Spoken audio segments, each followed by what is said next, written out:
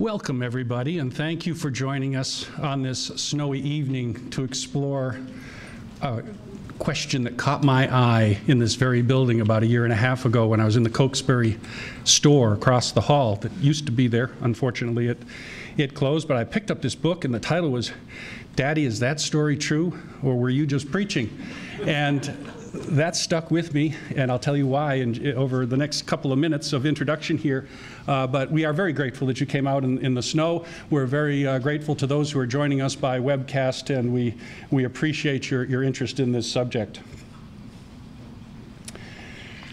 This is one of those evenings that we want everyone to feel welcome at.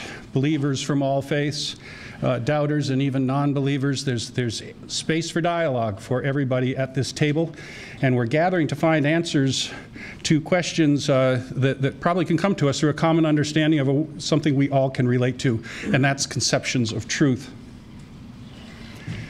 Tonight's program is presented by a group of interested volunteers, folks who care about the issues at the interface of science and religion. And tonight's program is presented by the Evolution Weekend Maryland Chapter Local Organizing Committee, and also in partnership with a very key group that has made a lot of this happen, this possible, and that's Wesley Nexus. And you'll hear more about Wesley Nexus in a bit. If you have any questions about anything related to this evening's event, please ask a member of the Evolution Weekend Maryland Local Organizing Committee. You've seen us all around doing various things from food service to reception table. This is what we all look like. Don't you just like the gut milk hat down there? And many thanks to our volunteers. These are folks who haven't been working all year, but boy, if they didn't step up to help us tonight to do various parts of the logistics of this program, we'd be in trouble. So thank you to all of those folks.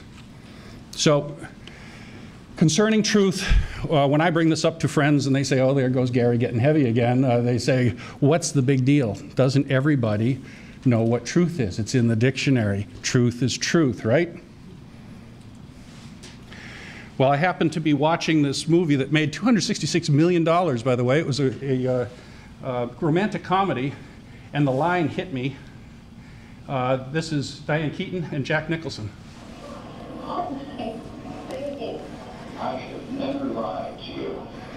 I have always told you some version of the truth. Cut me a little slack. Did I pick a good clip? So that's sort of the one-dimensional one that we can all kind of relate to. Sometimes there's one truth, and that he's a philandering bachelor at 63, and she fell in love with him, and he's still philandering, so that's what that was all about.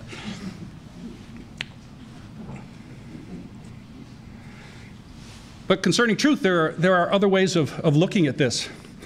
And there's one that is widely endorsed by the clergy letter, which I discovered shortly after seeing this movie for the first time. And it said something that took me aback a little bit, because I was pretty much bought into this idea there's one truth. I'm a scientist, you know.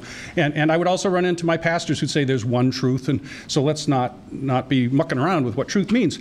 And I saw this part of the clergy letter that said religious truth is of a different order from scientific truth. Its purpose is not to convey scientific information, but to transform hearts. Then it goes on to say, science and religion are two very different but complementary forms of truth. And I thought about that, and I said, well, that kind of makes a lot of sense. And then I looked at how many Christian clergy signed this letter, and 12,000 of them had. And there are also several rabbis and several Buddhists and others who have signed it. And there are also 1,000 scientists, one of whom is the director of the NIH. And I thought, maybe I need to look at this idea of multiple orders of truth a little closer. I'm not going to read all the fine print to you, but I then went to say, well, what does my church, United Methodist Church, say about these issues? And I went to their books of discipline, book of resolution, and I found that the book of resolution and discipline firmly supported the strong relationship, positive relationship between science and religion. And I won't read all this to you. You can read it in some of the literature we have outside. But it goes on and on saying that the United Methodist Church accepts science findings about natural truths, and that religion is responsible in the realm of spiritual truths. It also goes on to state outright that creationism should not be taught in public schools. I thought that was a surprising statement, but I was happy to see as a scientist and as a Methodist that this was the, did that just jump ahead several? Well, anyway, so after I read this, and I was really affected by it, and I said, well, maybe I have to not have this simple view of what truth is, and I thought about what things are sort of look like they're true but aren't when you look at them objectively, and I looked up scriptural metaphors, and if you've ever done that on Google, there's an awful lot of information, and there are specifically metaphors about light, bread, salt, water. They abound. It's throughout the Bible and other scriptures of other faiths as well. And so in just a minute, we'll get to the invocation by Reverend Park, but I did want to mention to you that I think there is room for us to have a discussion tonight with some very distinguished authors on the subject of truth, different orders of truth. And just when I thought I had this all figured out, my son, who was in an IB program locally at a local high school, came home, and the centerpiece for that whole curriculum is called Theory of Knowledge. And he came home and gleefully announced to me, he said, "Dad, did you know that there's 8 ways of knowing?" And I said, what? And he took me to the website, 8 Ways of Knowing, faith, by reason, by emotion, etc. So then I thought, 2 orders of truth and 8 ways of knowing. I put a matrix together in my head like any good scientist, and I knew we had to have this evening with some distinguished folks to help us through this evening. So with that, I would like to just kick off the meeting, leave you with those thoughts, move on now to introduce Reverend Jong-Woo Park, who is a member of the Wesley Nexus Board. He's the District Superintendent for the United Methodist Church Central Maryland District and Dean of Bishop Marcus Matthews' Cabinet of District Superintendents for this conference, the Baltimore-Washington Conference. So, Reverend Park, would you join us?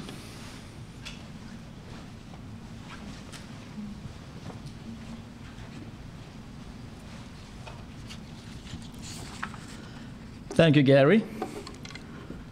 Well, good evening, everyone. It is my honor to welcome all of you to the Baltimore-Washington Annual Conference of the United Methodist Church. On behalf of Bishop Marcus Matthews, he is a resident bishop of Washington Episcopal area, and along with all my clergy and lay members of this conference. Well, as Gary said, I've been asked to say invocation. And first of all, even though weather is not that friendly tonight, I really appreciate that you came over here in our Conference Mission Center. Well, shall we bow our heads and pray? God of creation, God of light, God of wisdom, God of reason, God of knowledge, and God of science, we praise you for your grace and guidance. You are the source of energy for all living creatures. You are the creator of life and ever-evolving creation. We pray that you bless us this evening as we share our faith, religion, and science. We pray that people understand that science and faith are not enemies, but to complement each other. We give you thanks for all the scientists and people of faith for their endeavors. Be with all the presenters and participants. We ask you, O God, to guide us, teach us, and enlighten us. Through the Evolution weekend tonight, help us to find the truth. We pray all this in your holy name. Amen.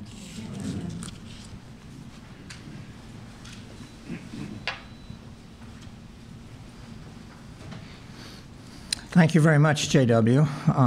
As president of Wesley Nexus, let me add my greeting and welcome to you all. My name is Maynard Moore. We are pleased that we have so many with us in the Mission Center in spite of the weather, and we are pleased that we have people on the internet around the the world, actually, across the country, from Oakland, California to North Carolina and New Zealand and Denmark as well. So welcome to you all. This is our second event on Evolution Weekend. Our first last year was very successful. We do this in conjunction with the Clergy Letter Project. And Michael Zimmerman, we know you're out there somewhere in the Pacific Northwest listening, and thank you for your continued leadership.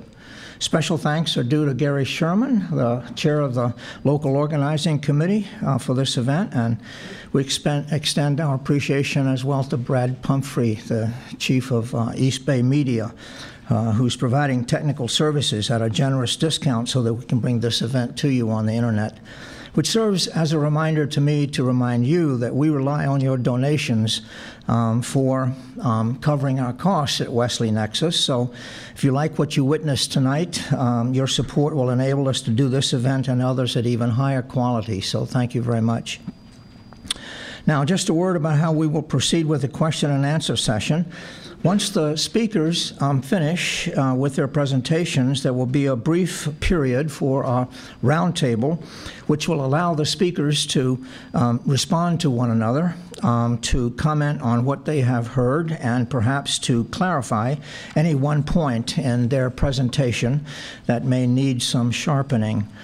During this period, indeed all through the presentations that will shortly begin, you're invited to submit questions utilizing the 4x6 index cards, which you were given in the registration process. Simply hold up your card when you have a question with your printed question, I hope, so that we can read it, and it'll be collected by one or another of the members of the local organizing committee. We'll bring it to us here. Those of you on the internet, you can submit your questions to us as well. Send your question to Evolution Weekend MD, Evolution Weekend Maryland, Evolution Weekend MD at gmail.com. Evolution Weekend MD at gmail.com. And for all of you, put your name on the bottom of the card or on the internet. Please sign your tell us your location and the name of your discussion group. Thank you very much for that. That being said, I think we're ready to begin. So if the speakers will come up to the table, assume your position where your name is indicated. I have the privilege of presenting to you our esteemed moderator for tonight's discussion, Dr. M. Catherine Bennett. She's already known to some of you as a participant in our session last year and as a member of the board of the Institute for Science and Judaism, whose president, Rabbi George Dreesen, a colleague and friend, is also here tonight. But you should know that Dr. Bennett, Kate, is a neurobiologist that has 30 years of professional research experience in the field and over 50 published articles to her credit.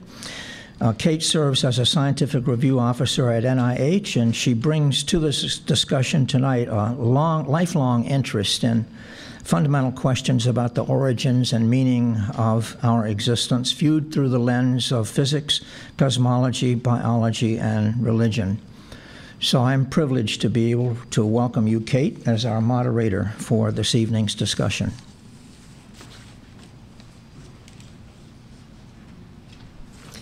Thank you, Maynard and Gary.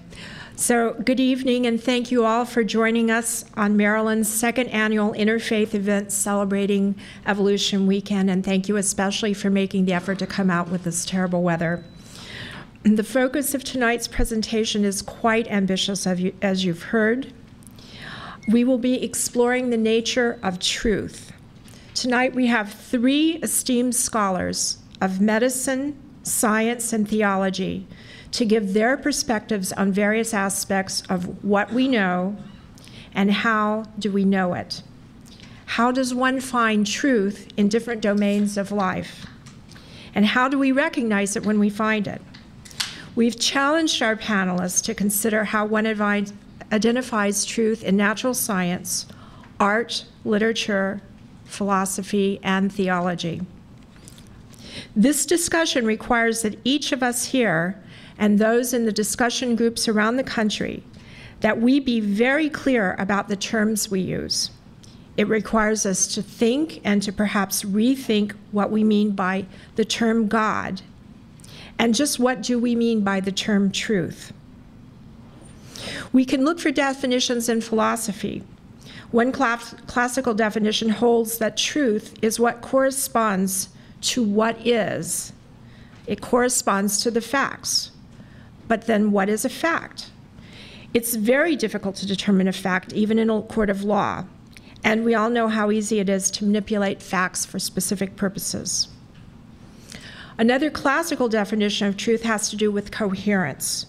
A statement is true if it fits coherently within a larger system. But that raises the question of one's worldview. And we know that on this planet, and even in this room, many different worldviews are possible. Yet another definition of truth emerged out of American pragmatism in the last century. Truth is what works. There is no truth with a capital T, only that which is true in a particular context. This often poses difficulties for certain religious people who want more certainty in their lives.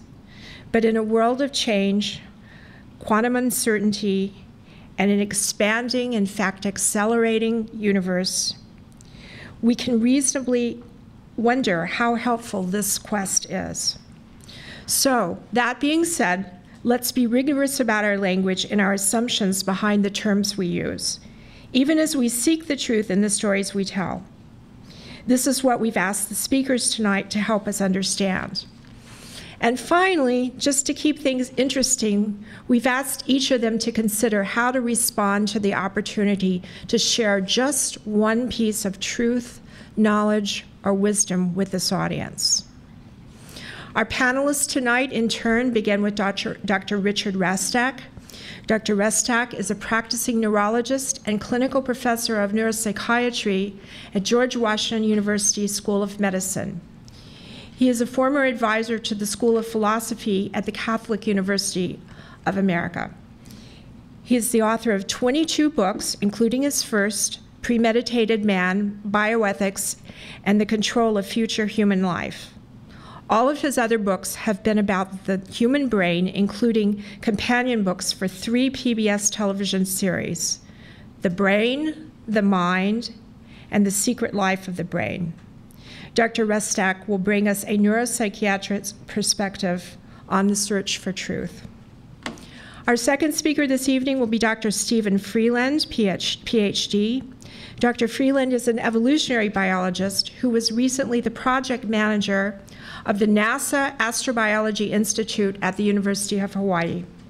He left this position to become Director of Interdisciplinary Studies at the University of Maryland, Baltimore County. His research focuses on the roles of chance versus determinism in the origin and evolution of genetic coding. Tonight, he will address the nature of truth and proof in science and discuss reconciling being a scientist with being a believing Christian. Our third speaker is Dr. Ilia Delio, PhD. Dr. Delio is a Franciscan sister of Washington and director and professor of Catholic Studies at Georgetown University. She is a winner of the 2000 Temple Course Award in Science and Religion and the author of 15 books, including The Emergent Christ, which won a 2011 Catholic Press Association Book Award. Her most recent books include The Unbearable Wholeness of Being, God, Evolution, and the Power of Love, and From Teilhard to Omega, Co-Creating an Unfinished Universe. Dr. Delio will explore truth in an evolving cosmos. So now let's hear from our speakers. Dr. Restak. Please help me welcome Dr. Restak.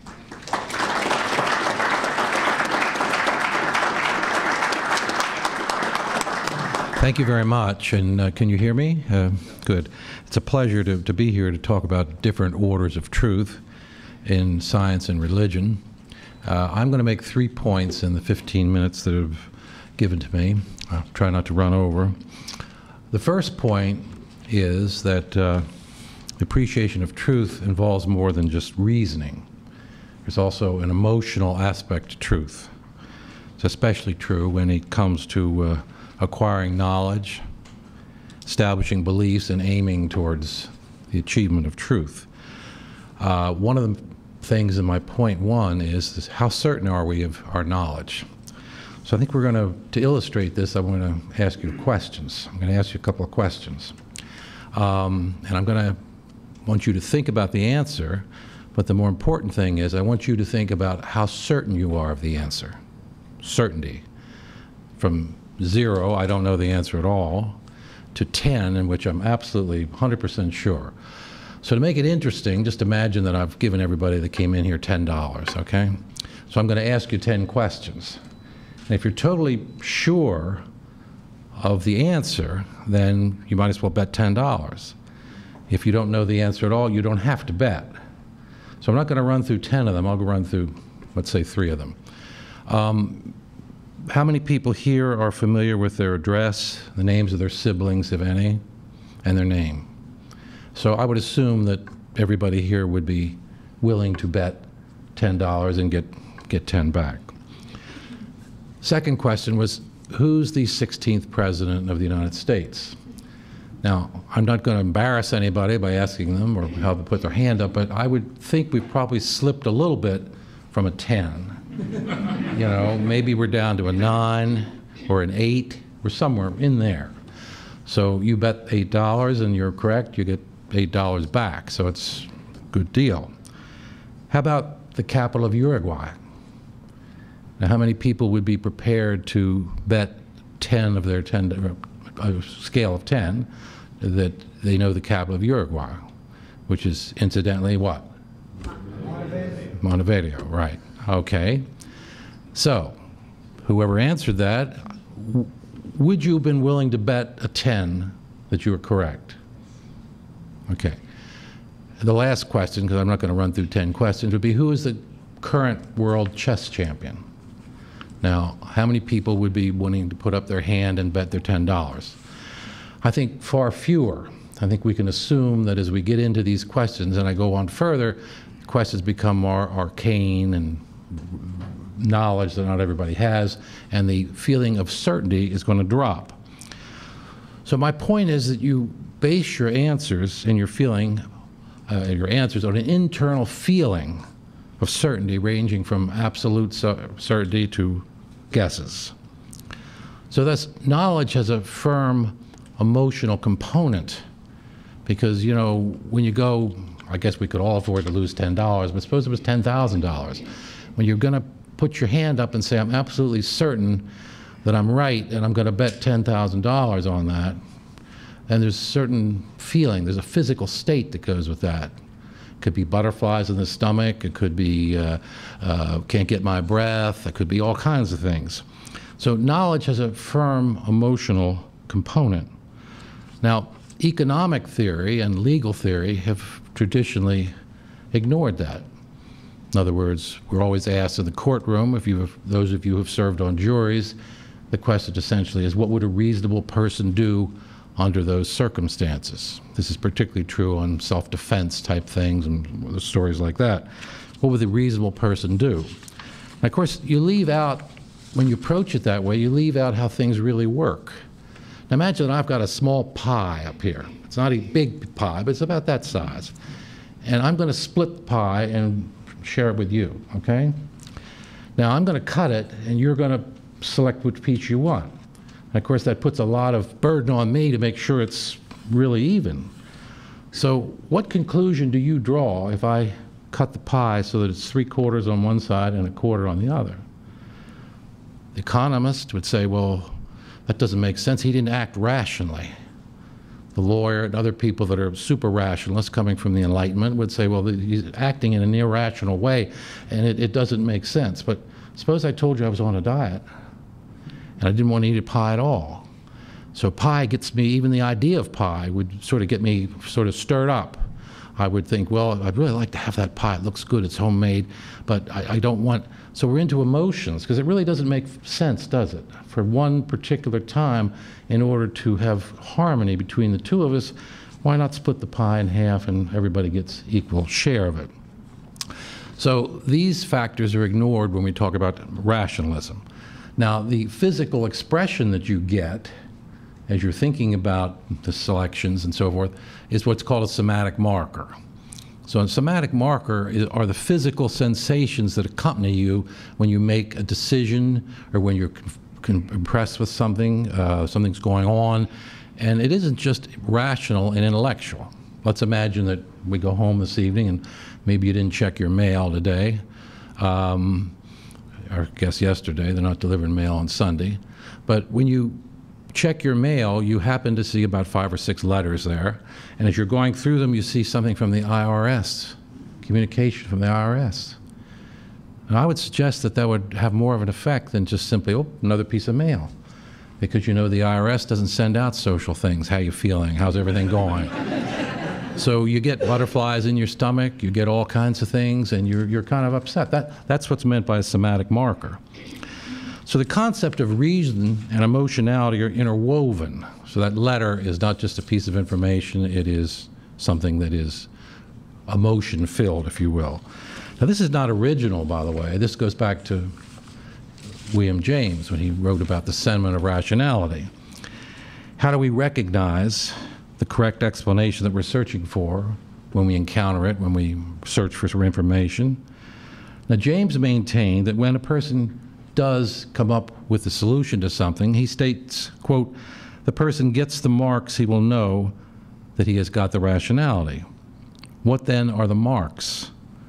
A strong feeling of ease, peace, and rest. The transition from a state of puzzlement and perplexity to rational comprehension is full of relief and pleasure, emotions.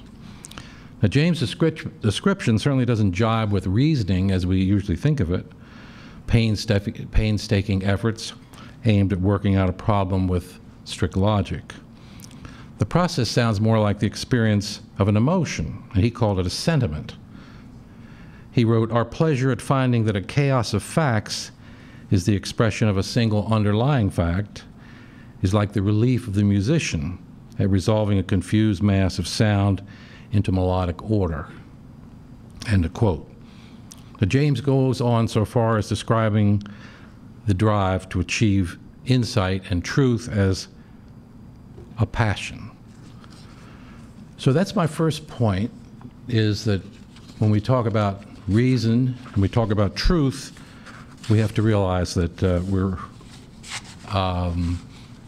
also emotional creatures, and they're intermingled, and we have to look for these somatic markers. Now, scientists, of course, are super rationalists. They analyze data, try to form opinions based on that data. But that data and the conclusions one can draw from them are always changing. A good example of this is what's called Koch's postulates, if you remember back in biology. Robert Koch was the man who actually came up with a way of diagnosing infectious disease caused by a microorganism. He said that in one of his postulates that the microorganism must be found in abundance in all organisms suffering from the disease. Another postulate was the microorganism must be isolated and grown in pure culture. And third, the cultured microorganism should cause disease when introduced into a healthy organism. Now, in time, these postulates had to be changed. For instance, the first postulate was abandoned. Organisms can be found in healthy people. 3/4 of the people in this room are harboring the virus within their trigeminal ganglia and their trigeminal nerve, which causes trigeminal neuralgia, which is a very painful situation. But it doesn't activate except in in people who have some underlying illness or debilitation. Same thing with shingles. So the second postulate had to be qualified since certain microorganisms cannot be grown in pure culture. Some of the organisms, the prion diseases, you just can't grow them in pure culture. The third postulate must be qualified since not everyone exposed to the microorganism comes down with it. We think now of TB, cholera, AIDS, things like that. Not everybody exposed to it comes down with the illness. So science is constantly changing and revising its concepts. As someone once put it about science, we're building an airplane, we're flying an airplane and building it at the same time. Now, applying these insights to religious belief, many scientists are atheists because God cannot be proven to exist by the accumulation, revision, and analysis of data. Yet science, especially astrophysics, demands a level of belief every bit as vigorous as a belief in a deity. Now, for instance, take parallel universes, or as they call them, multiverses. According to Mark Buchanan, who's a visiting professor at the IMT Institute for Advanced Studies in Lucca, Italy, he states, quote, "In the multiverse, every conceivable world exists, and individuals identical to you and me live out parallel lives in places we cannot have access to." In his recent book, Our Mathematical Universe, by MIT physicist Max Tegmark, he describes, quote, "universe-sized parts of space so far away from us that light from them hasn't had time to reach us." Now, other astrophysicists claim that certain domains of space will forever remain out of our reach because continuing inflation drives them from us faster than the speed of light. In other words, these purportedly real, distinct universes cannot ever be observed. Now, I believe that these beliefs assert the existence of something that can never be encountered except mathematically. Now, I'm not a mathematician, so I don't know to what degree a mathematician experiences a feeling of certainty about something that can only be expressed mathematically. But to the non-mathematician, considering the universe, the existence of the multiverse, is an act of faith every bit as rigorous as the belief in a deity. Now, that was my second point. And my third point is limitations on our knowledge based on certain pathologies of thinking and feeling that are relevant to any discussion of orders of truth. Now, this is the neuropsychiatric aspect of it we're going to get into. And I want to explain this in a little more detail before I get into it. I'm going to talk about pathologies of thought. And it's not meaning that religion is any type of pathology of thought. That's not at all what I'm saying. I'm just trying to bring out the fact that we have to take into account the brain that we're using when we reach conclusions and when we try to seek truth. So I guess what I'm doing is, having convinced you, I hope, of the importance of certainty in point one, I'm now going to raise some question about it. I also want to put this into the context of, as I say, we're not talking about religion. We're talking about pathologies of thought, where a feeling of certainty is not a guarantor of truth. Let me tell you specifically what I'm talking about. In a 2011 survey of 1,000 people drawn from the general population, the volunteers were asked to rate the intensity of their conviction as either weak, moderate, or strong about delusion-like beliefs. Now, delusion-like beliefs are beliefs defined as false beliefs, different from the conviction that almost everyone else believes. 91% of the general population reported some level of acceptance of one or more such beliefs. 39% expressed strong beliefs, most notably regarding political, social, and science-related topics. A Harris poll last year found a highly similar prevalence within the general population. 50% of adults in the United States report believing in ghosts. Now, such findings suggest that pathologies of thought and normal thinking, rather than being easily distinguishable, can sometimes merge imperceptibly into each other. Now, pathologies of thought can also affect whole communities. For instance, take the conspiracy theories about the shooting of JFK. According to James Reston, who recently wrote a book, The Accidental Victim, about JFK's killing, 61 to 81% of Americans still believe in conspiracy theories despite painstaking investigations. have failed to support anything other than a lone gunman.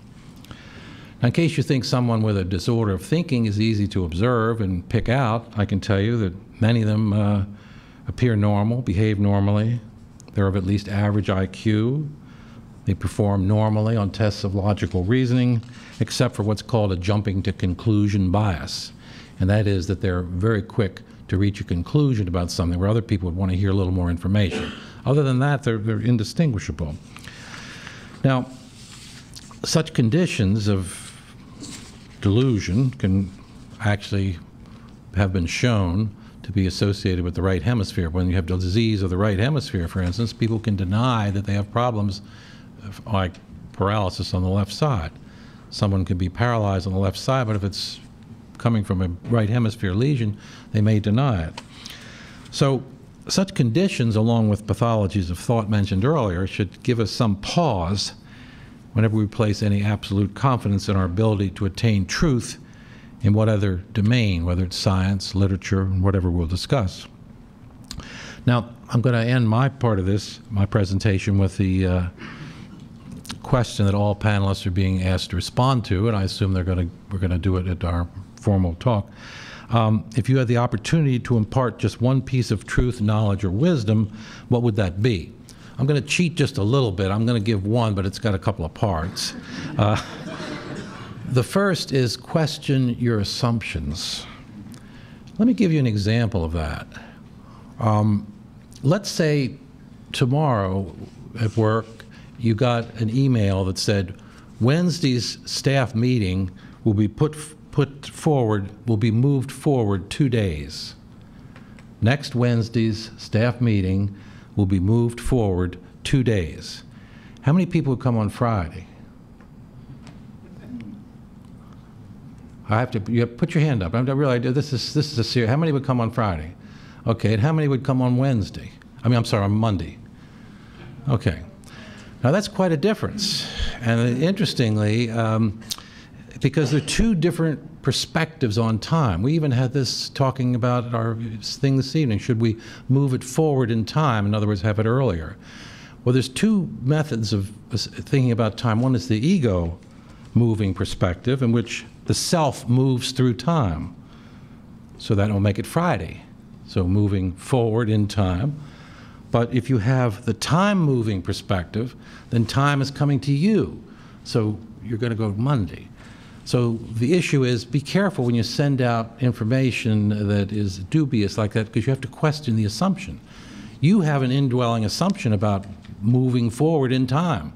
Not everyone else may share that. So be careful. People don't all share the same assumptions. Secondly, grade on a scale of 0 to 10 your certainty about a fact or truth, but don't necessarily let a low degree of certainty lead you to doubt the truth of your belief. And finally, scientific standards for establishing truth may not be the best way of establishing truth in other areas such as religion. If you're not a believer, then remain an agnostic, because at least the door is left open. Atheism, in contrast, lacks intellectual humility. It assumes a degree of omniscience equal to the deity whose existence the atheist is presuming to deny. Thank you. I look forward to the discussion and questions.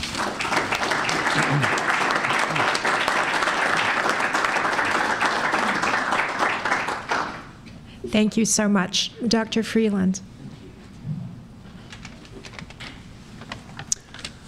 Well, thank you ever so much for this invitation and for the privilege of talking about a topic which is larger than the ones I'm normally invited to speak about at scientific conferences. A topic very close to my heart. I really can't thank Dr. Restak enough for the note on which he finished, because that's pretty much where I want to pick up. And there was some degree of planning in that, but let's see where we go to. So I want to talk to you as a research scientist, plain and simple research scientist. Again, 3 parts. I think that might be an academic norm, right? We tend to think 15 minutes, 3 parts. Part 1. I really want to dispel the notion, for those of you who are not part of research science, that research science deals in certainties. It does not. Speaking as one person from within it, And I welcome a plurality of opinion here in the discussion if my colleagues would like to contest this. But I don't think we deal in certainties at all. Really picking up here on what Dr. Restak has said and building on the idea that truth is partly cognitive, partly emotional, I would get into a debate with any of you about whether any research science is not information that is at least partly dubious. So, science cannot prove anything. And I suspect I'm probably with a majority of you who've taken some sort of intro philosophy science course to say that much. Happy to pick that up in questions, but let's just say for now, science cannot prove anything, and hopefully we can unpack that in part 2. Perhaps slightly more controversially, I would argue that science cannot disprove anything.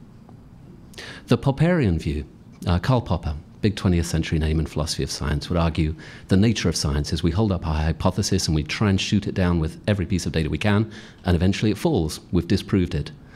I would argue that that is out of fashion, to say the least, amongst research scientists who think about such things, perhaps more than out of fashion. It just doesn't seem to map onto our experiences. I'm just one, so you can ask me about it, but I say it doesn't map onto my experience, that I'm not disproving anything. I would argue instead that science deals with something like likelihoods. In Britain, we have bookies who take odds on sporting events, right? Here it's more underground scene, same principle. Odds on everything. What science is constantly doing is shifting explanations to be the best odds for explaining the universe as we find it. And at any given time, new data may come in that shifts a paradigm, that upturns what we thought we knew. And that is the nature of science, at least as I experience it. I would argue that science is a web of explanatory models that are either strengthened or weakened according to the incoming data. And the data keeps coming in. And as it comes in, sometimes the most unexpected connections have a ripple effect that changes what we thought we knew. But we're not sure that we're right, and we're not sure that we're wrong. So in terms of the beautiful introduction that Kate gave, I would argue that science has very little to do with the correspondence theory of truth, which claims that reality is out there and that we're measuring it. Instead, I would argue that science has a lot to do with the coherence model of truth, which asks at any given time what we are currently explaining with a given model, how much coherence does that bring? It's the harmony that matters.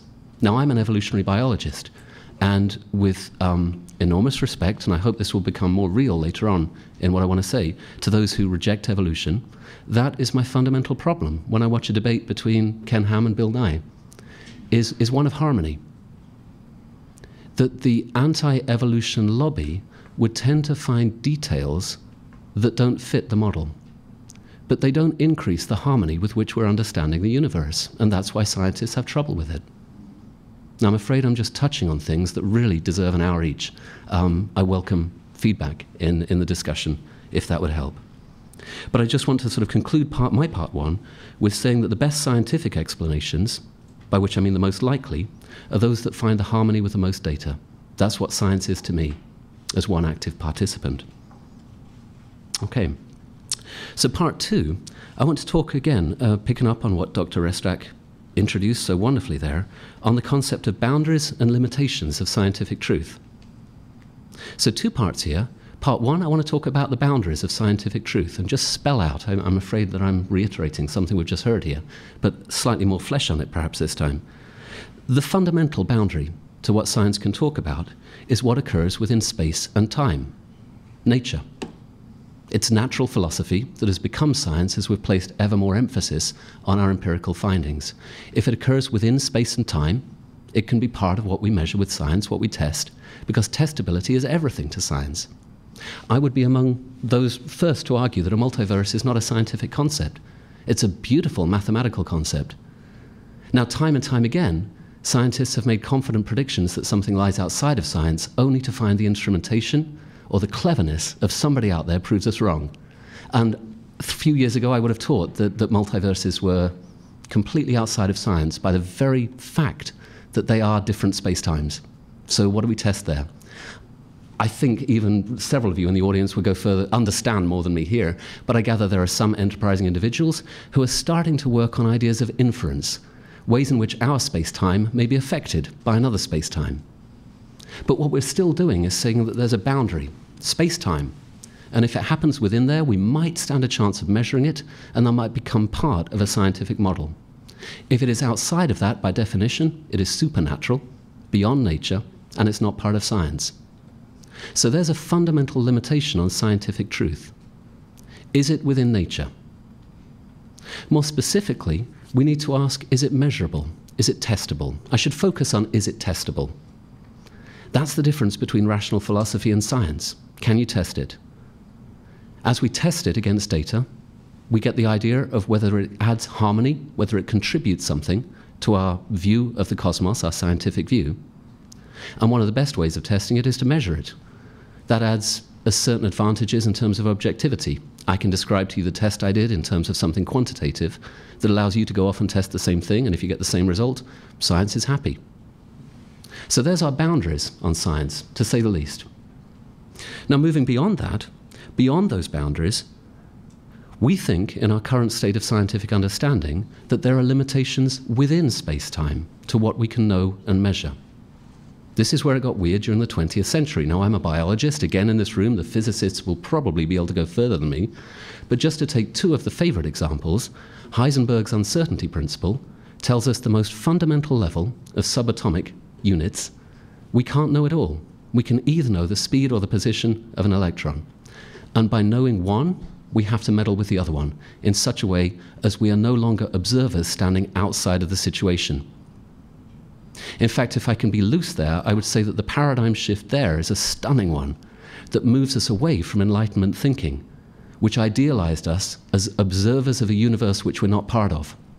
That used to be the scientific paradigm in the dawn of science. The 20th century taught us we're part of it. By the very act of observing, if we're not careful, we're changing it. And that indicates some sort of limitations, even within space and time, on what science can reliably report upon. The second one here is moving to mathematics and Gödel's incompleteness theorem, which by its very nature, as a statement in mathematics, is difficult to put into words, and I'm not sure I'm going to get it right. In fact, every time I meet another scientist and we discuss it, we find out we would term it differently. What I would explain it as, and this is a mapping which almost reflects Gödel's point, is the idea that any formalization of knowledge is going to require axioms, assumptions. It is incomplete. We need to assume something to get anywhere.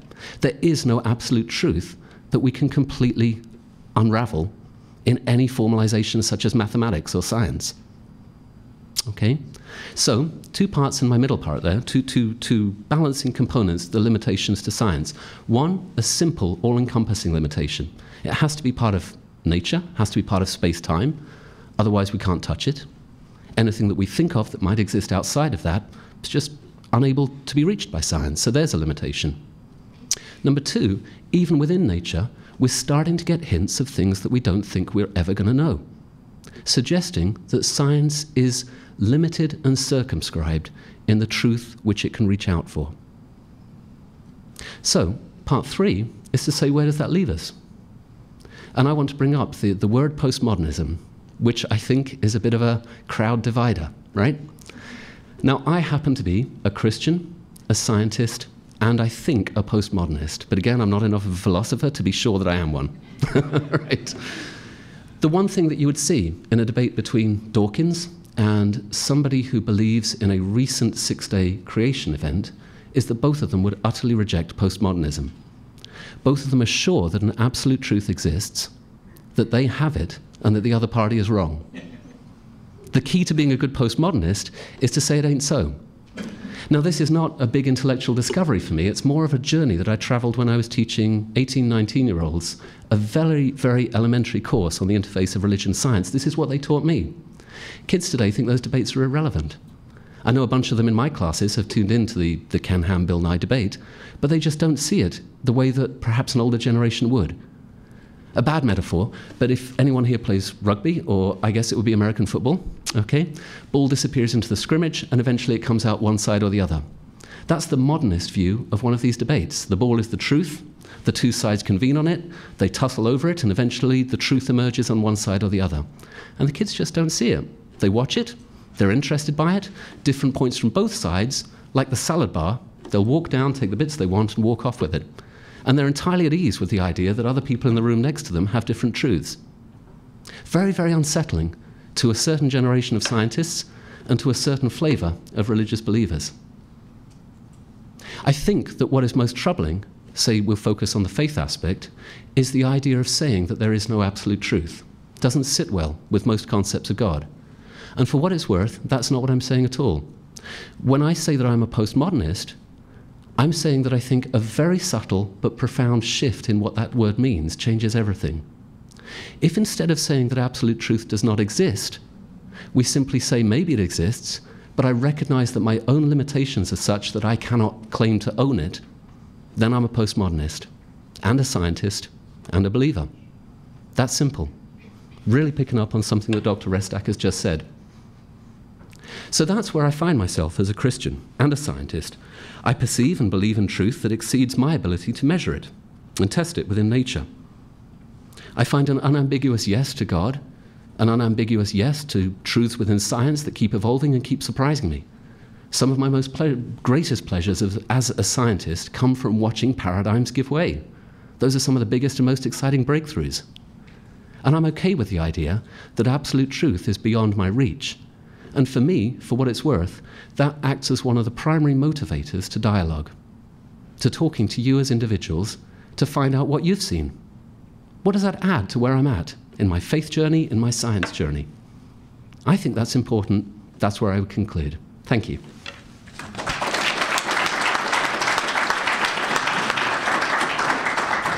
Thank you very much. Dr. Delio. Thank you. Let me get your talk up for you. Yes, please. Thank you. I really think someone planned this conference in a way that was well done, because my remarks follow really right off of Dr. Freeland's. You think we actually, and this is the truth, you know. I want to, my remarks are a little bit different. And I did prepare a PowerPoint presentation because I'm teaching undergraduates this semester. So it's one way to keep them going is to show them pictures. And I like to step back and look at the broad view. And so what I'd like to do is to sort of pick up where Dr. Freeland left off and to speak about truth in terms of worldviews. Now, when we, let me see if I get this right. In the beginning, we asked, you know, what is a truth? And I think Dr. Restak and Dr. Freeland have referred to that as, you know, the state of a matter, the conformity with reality, certainly what science points to in some ways, or the actuality or existence. These are actually just from the dictionary. And I'm just putting them out there because I wonder if our whole understanding of truth itself needs to change. One thing I'd like to just say is that if we would say, what about truth makes it, you know, important to us? I think truth, first of all, it must enhance or deepen life. Otherwise, it seems very abstract. You know, it seems so intangible. But does truth, you know, guide action? Does it cohere with the overall fruitfulness of life? And maybe the last point is something is really truth if it's worth dying for or really risking your life for. We know today that we do have, Dr. Freeland was referring to this in some ways, you know, is it truth or truths?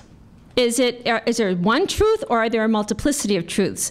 So we're living in between the paradigms of modernity or modernism and postmodernism. And I'm going to come back to this, but you know, just for the moment, modernity as the emphasis on the rational, the objective, the lawful, the authoritative. I think science certainly grew up and spawned the age of modernity, and we're still in many ways living in modernity, certainly within the culture. And yet, we are also in the age of postmodernity, the age of relativity, where there's no authority, where everything is true, all religions are true, you know, or as I saw in one T-shirt, whatever, you know, it's the big, you know, whatever. From the point of religion, we are still, I think, you know, from a religious perspective, we live in a somewhat of a pre-modern age. The Judeo-Christian tradition is, you know, and I can say this especially for the Christian tradition, heavily influenced by Greek philosophy, you know, Plato's thought. So this idea that truth is really not in this world. Truth is in another world, and it comes to us from that world, from the supreme, you know, designer of life, the order of life, I should say, God. The idea that there's objective truth. You know, religious people are very focused on what is the moral truth. And today we have many, you know, issues of morality that people are saying, no, you know, God said this, and it's true.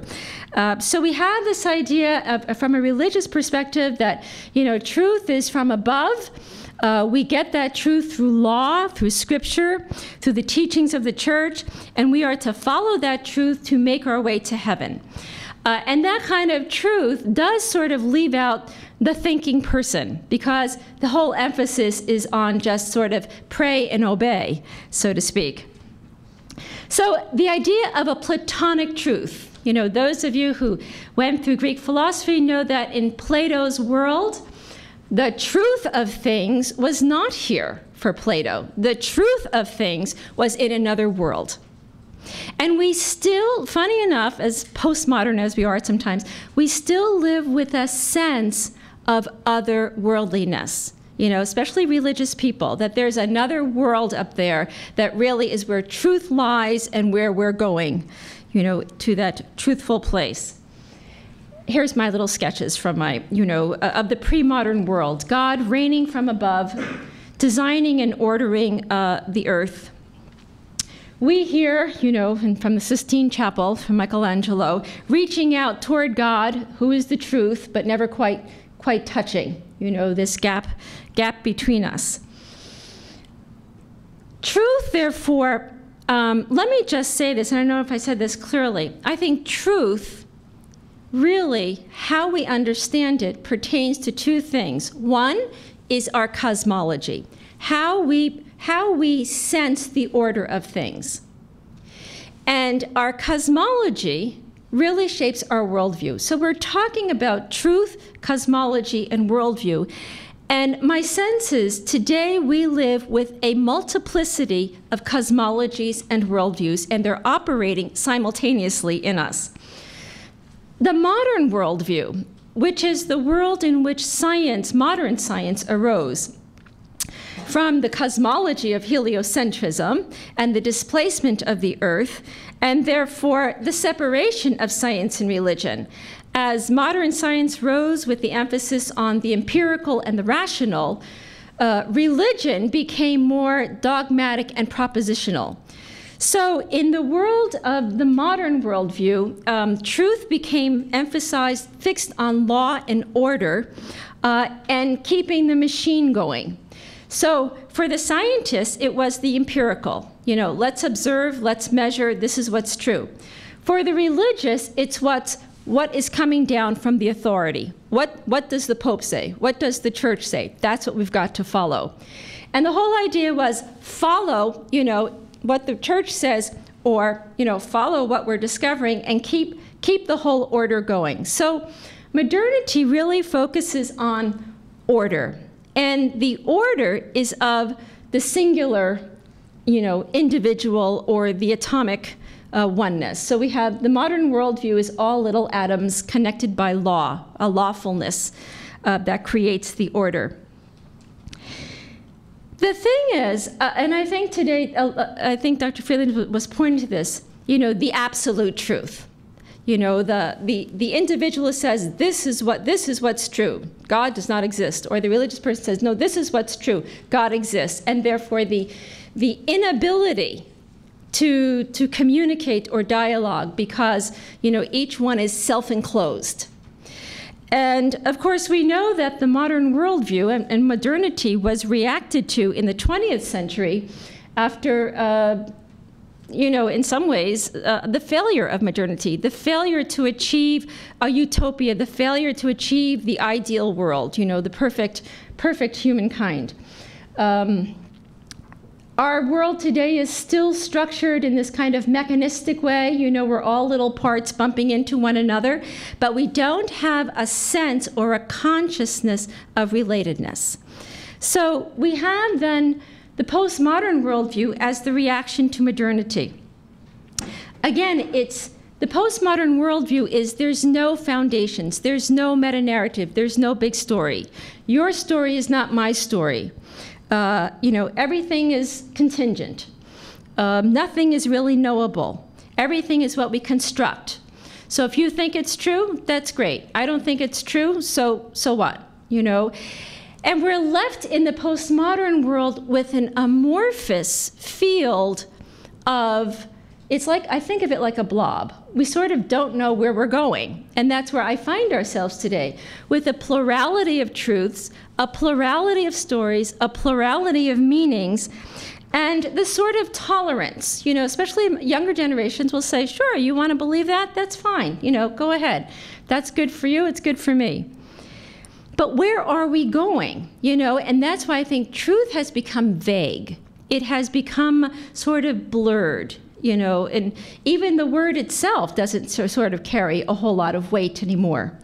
So we have the older sort of, you know, folks growing up in modernity where truth really carries weight to it. And in postmodernity, it's like, why are you worrying so much about what's true? You know, it's just, does it make you feel good? That's good, you know. So postmodernity, I think, can be imaged something like a shattered mirror. We don't know really who we are. We have this sort of fractured identity within the culture. Here's Picasso's Girl with a Mandolin. Now, you know, I asked my students last week, does this look like Girl with a Mandolin? They said, where's the girl? You know, so you have to, Picasso's Cubist art, as it sort of spawned, that reflective of postmodernity was, you as the observer must interpret it. That's very reflective of postmodernity. It's your interpretation, you know. Do with it, make of it what you will. So where does this leave us? If we have this multiplicity of worldviews, that we're talking about truth in light of multiple worldviews that are existing at this moment, I think where does that leave us? And I think part of the thing is, first of all, we need to get a grip, you know, and come to the reality of the world in which we live, the universe in which we live. It is a Big Bang universe. I don't think that's a matter of like, is this true or not? That's just what science tells us, you know, and the best of science. And it's a universe that has, you know, it's quite old, 13.8 billion years old. We, you know, have emerged out of an evolving universe. And that's the beginning, I think, of the whole pursuit of truth. I think, you know, to even argue about the world in which we live is really, we'd have to say, hold it. You know, we are no longer in the pre-modern world. We are in a Big Bang cosmos. And therefore, I think part of our difficulty today is just not accepting at least the fundamentals of what science is saying. It's a Big Bang cosmos, and the best description of life is evolution. And by evolution, we don't mean just biological life. We mean that life moves from the simple to the complex, that there is an increase of complexity, things, you know, relatedness, the degrees of relatedness continue to increase. And we can, as the Jesuit Teilhard de Chardin said, there is also seems to be a rise in consciousness. Teilhard is someone that I've been studying for the last few years, and I use him as a guide because here he was, a Jesuit priest writing in mid-20th century, you know, where truth was, you know, from above, and, you know, there was no questioning of truth in his day and age. And yet what he said was, evolution is a general condition to which all theories, hypotheses, systems must bow, and which they must satisfy if they are to be thinkable and true. In other words, we can't even really begin a discussion of truth in this day and age without beginning with evolution. Otherwise, we are not dealing about truth in this world. And, you know, one thing about what we know about evolution is that as a process, it is incomplete. It is open. In other words, life keeps evolving. We are not finished. So there are no fixed essences in an evolutionary universe or an evolutionary life. In Teilhard's view, we humans are sort of the arrow of this evolutionary trend. So how we think about truth, how we deal with a plurality of truths will make a difference to the forward movement of evolution itself. So I think, you know, when we ask the question about truth, I think we're asking the question, is truth a given? Is it something that just drops down from above? Or is truth part of the process of life itself? The process of life that has given rise to our lives. So looking at truth as part of an evolutionary world means that truth is not final, nor is truth absolute. And I want to just explain, you know, at least clarify those in some ways. First of all, we should thank God that truth is not final. It's a pulse on being alive. It means that life itself is constant discovery and engagement, and that truth is really found where there's coherence to the data. You might say, when we understand, where that understanding deepens life, where that deepening of life enriches our lives to contribute to life itself. And therefore, truth as something alive is preserved by being enlarged. You might say truth is alive when it can let go of its truthiness to become more truth. So I think, you know, that the coming to grips with evolution is coming to grips with being engaged in this universe. To know is to create new unities. In other words, knowledge is not a given. Knowledge is something that we participate in. Something a little bit what Dr. Restak was sort of alluding to in the beginning, that the engagement of the mind, the way we bring fragments together and create new syntheses and unities, is how truth itself advances. You might say that truth is where that total coherence of the universe comes to greater fullness, you know, is where truth lives. And therefore, I think the absoluteness of truth is, in a sense, not so much the relativity of truth, but the ability of truth to be in dialogue with the experience in and of the world. And that's why the best litmus test of truth is the depth of engagement and conversation and dialogue that can take place between those of different positions or different understandings. So that truth always lives, you might say, on the horizons of what is at once immeasurable and yet our experience of being in the world. So that while postmodernity would say, oh, there's a plurality of truths and leave it at that, an evolutionary perspective says there is a plurality of truths, but let's bring those into dialogue. And can we come to a greater overall fecundity and a deepening of what we are together in this world? So, you know, I always like to coin terms. So I'm wondering if the term quantum truth might work, you know, that there is a potential, you know, of many truths, but that what is really truth, what it becomes true, is what, you know, it's not competitive, but rather it is what may be taken together for the deepening of life. So I think truth, you know, and here's where I think religious people still have a difficult time. You know, first of all, the difficulty is not accepting evolution. You know, we're still, I have to admit, the Catholic Church is still wondering, is it a theory? Is it theories? You know, it keeps having conferences and keeps going over this. You know, we get all the data in. Really, I want to say sometimes, you know, give it up. No, I don't want to say that. I think truth is meaningful not as an objective, you know, this is truth. Rather, it's true because it's a concrete expression of living reality that deepens life. And what's really, you might say, difficult is when people say, this is true, and they seem to become the most superficial and dismissive of life itself. So I think the practical value of truth is not so much that it preserves the past, but that it illuminates the present. And therefore, maybe just summing this up, is that the criterion of truth is its power to develop infinitely.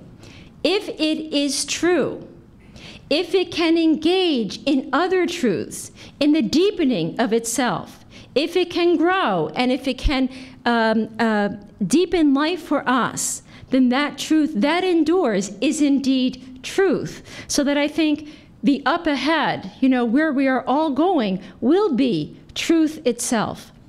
And how we go there might be through a plurality of truths, but if the overall fecundity of life and the coherence of life leads to life itself, then we will have been involved in truth together. Thank you.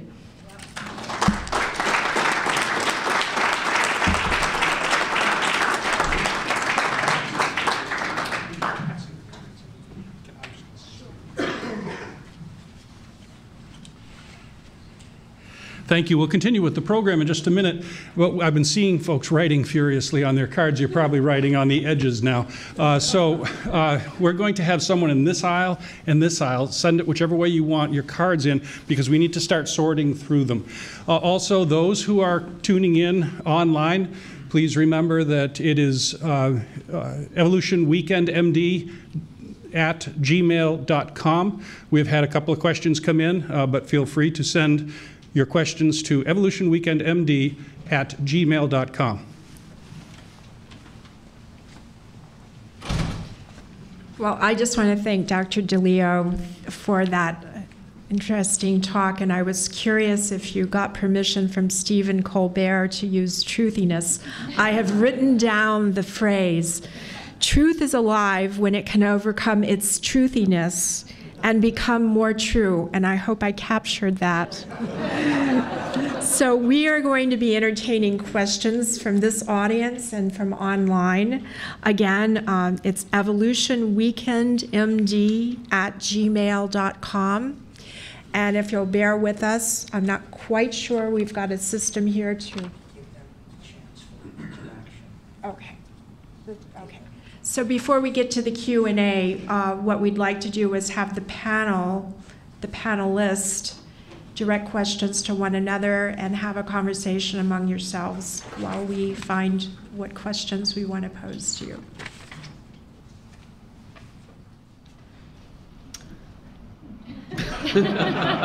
We're shy. Yes. Dr. Restak, you want to go first? Would you like to? I guess the reason we're not talking is because we share so many of the same views of things. It's, you agree with that? It's hard to find a place where we disagree, and I meant no disrespect to our organisers by talking about the planning. It's just that in a busy winter term we had one phone conversation in which we found that we were in surprising agreement, but we had no idea of the details of what each other were going to say. So I think it's been, I hope I'm not unilateral, say what a pleasure to see each of you unfold in such depth in a way that to me felt very coherent. Right? We're sorry, we have a one mic stand, and so we will have to pass it up and down the table as we speak. Thank you. Or can we separate these, or like that? No, one's for the webcam.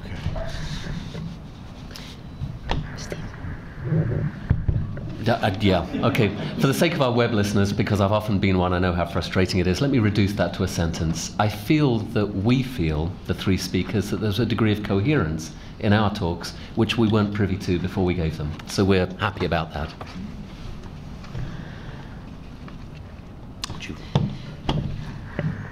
I think, you know, we would all agree that neither science nor religion are are fossilized disciplines.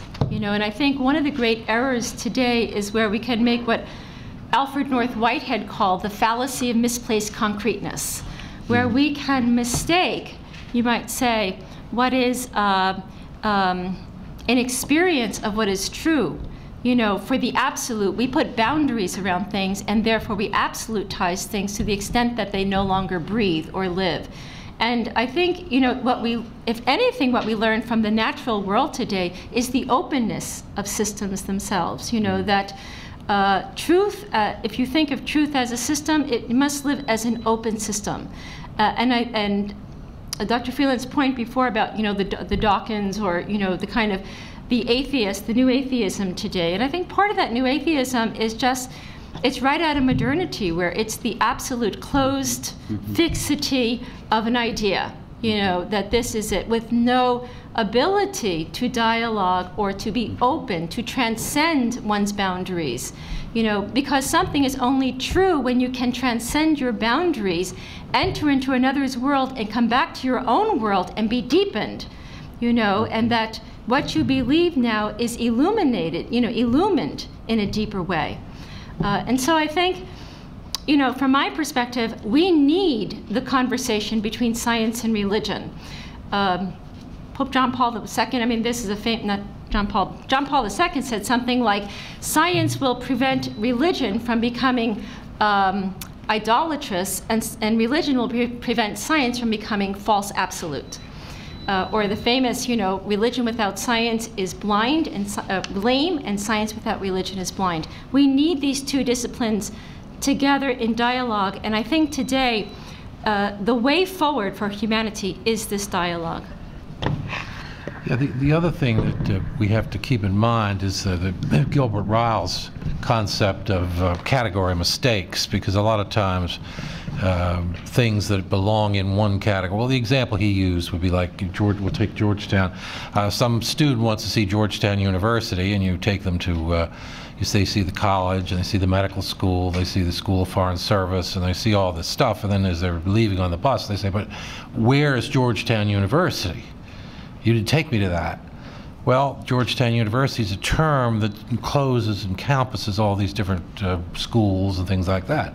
So these are two different categories, and the category of brain and mind is another example of that. Can you take the words that I'm saying now, and can you make them equivalent to certain neurotransmitter interactions or certain circuitries or something like that? Well, it's two different layers of category. I'm talking language, I'm using words, it's going out through the air and it's getting your tympanic membrane and going in, but there's a physicality to it, but it's arousing things that are not directly translatable into physical concepts.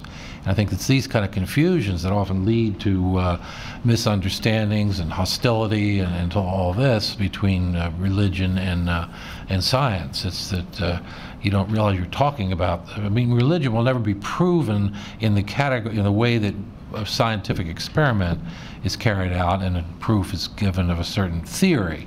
However, as I said earlier, and Dr. Freeland as well, the theory may well change. The example may well change. So this is another thing that I would put with what you were saying.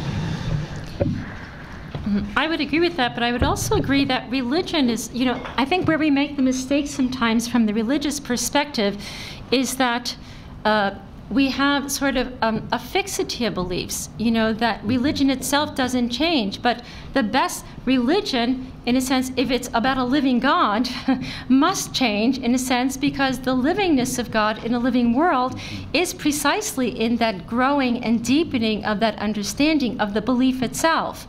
Otherwise, we are, in a sense, believing in something that's no longer really true. We're projecting, something that's no longer reality. And I think this is a little bit today some of the struggle. A few years ago, a young woman came to visit us, and a lovely young woman, and she told me after she was inside the door, she was an evangelical. And I said, well, that's great, and she said, well, how's your work going? I said, fine. She said, what are you working on? I said, evolution and Christianity. She said, oh, she said, evolution. She said, that's just a theory. She said, I said, oh, well, it's a little more than a theory. She said, no, she said, God created Adam and Eve and placed them here on earth. And I said, well, you know, that's a story. She said, no, that's true. And I said, really? And she said, oh, yeah. She said, God created Adam and Eve less than 6,000 years ago and placed them here on earth. I said, no, the stories were written to convey a truth, you know, back when.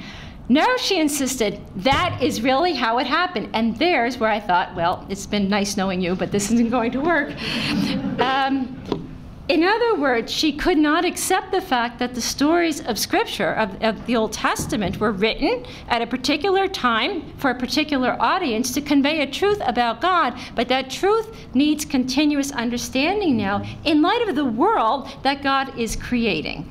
And that's where it, you know, the truth part, the water is parted, so to speak, or our paths diverged. So.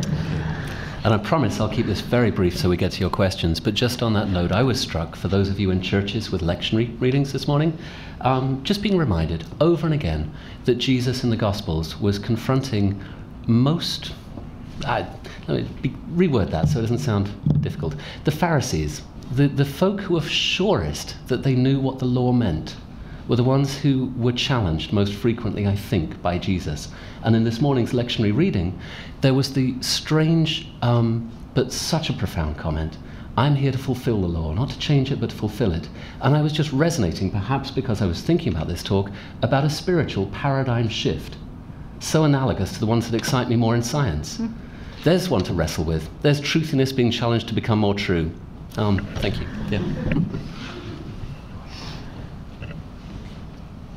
We have lots of questions that are coming up, and the way I'm going to structure this is that if a question seems to touch on something that was said by one of the speakers, I'll first mention that speaker's name, but any of you are welcome to chime in on any of these. So the first one, question has something to do with something Dr. Freeland said with respect to science does not disprove anything. And it's a multi-part question. This person poses, did science disprove that the Earth is the center of our solar system? And then, I guess in a related question, talking about falsifiability, asking if something that cannot be falsified can be considered within the realm of science, and the examples given are things like multiverses, string theory, and things that are not currently viewable with the technology we have. Thank you for a great question. I will do my best to do it service, albeit briefly. Let me start with part two, because I think that's slightly easier. I would personally regard ideas such as many of the variations of string theory and multiverses as stacking up at the leading edge of science, in the sense that they are good hypotheses awaiting some bright spark to figure out how to test them. And there will always be a stacking up of great ideas and some less great ideas. That's how science progresses. But I don't regard them as being beyond science or unscientific, merely at the earliest stages, and not being able to truly advance into science, in my view, until the testability arrives. Okay, now the first one, let's take the example of geocentrism. Has that been disproved?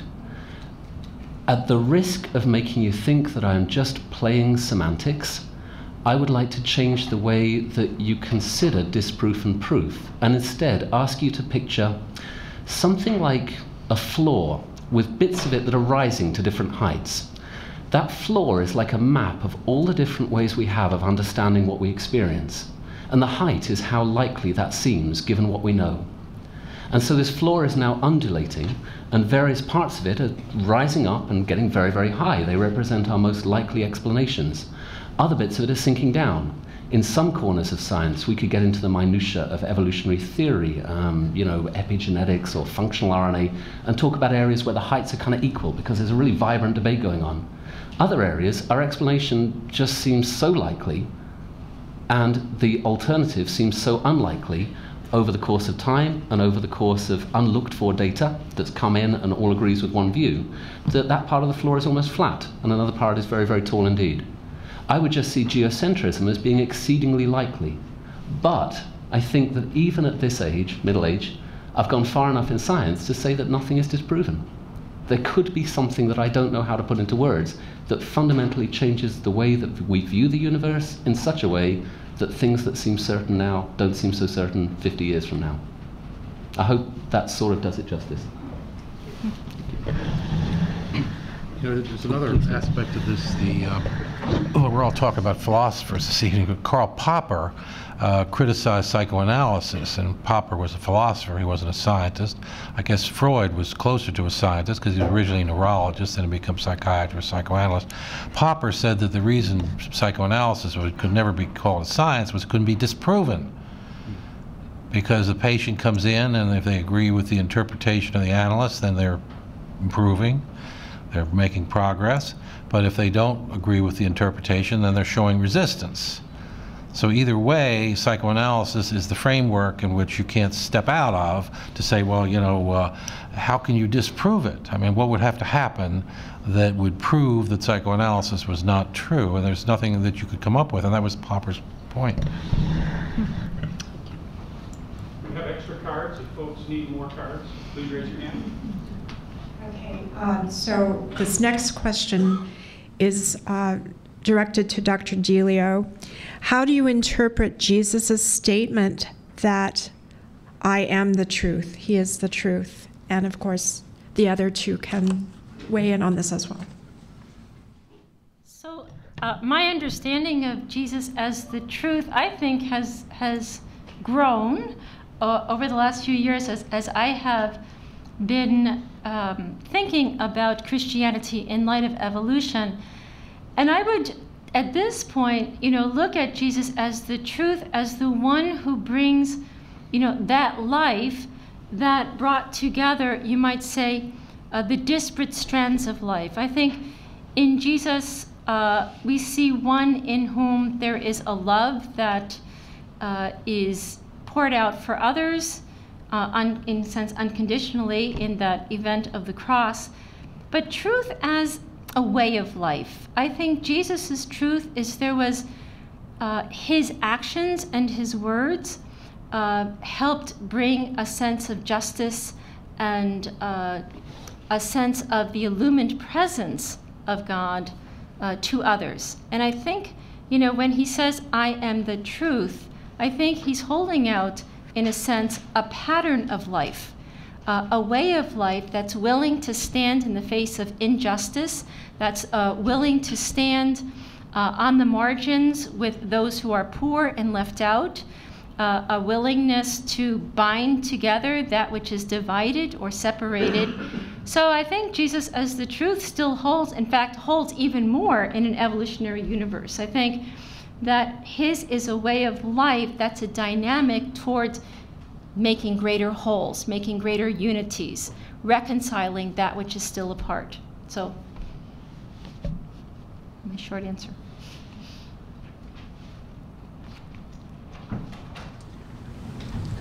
Sure. I apologize. Again, this is coming from a non-theologian and a non-philosopher, but my even simpler take on that part is to say I have no problem with the idea, no problem at all with the idea that Jesus and God are absolute truth. I just really question my own ability to understand what that means. I have partial understanding of what that might mean, which gives me enormous humility to talk to people of other faiths, other denominations, in case there are parts of the truth that they've seen that I haven't. So just the difference between Jesus being the absolute truth and us claiming to understand the absolute truth.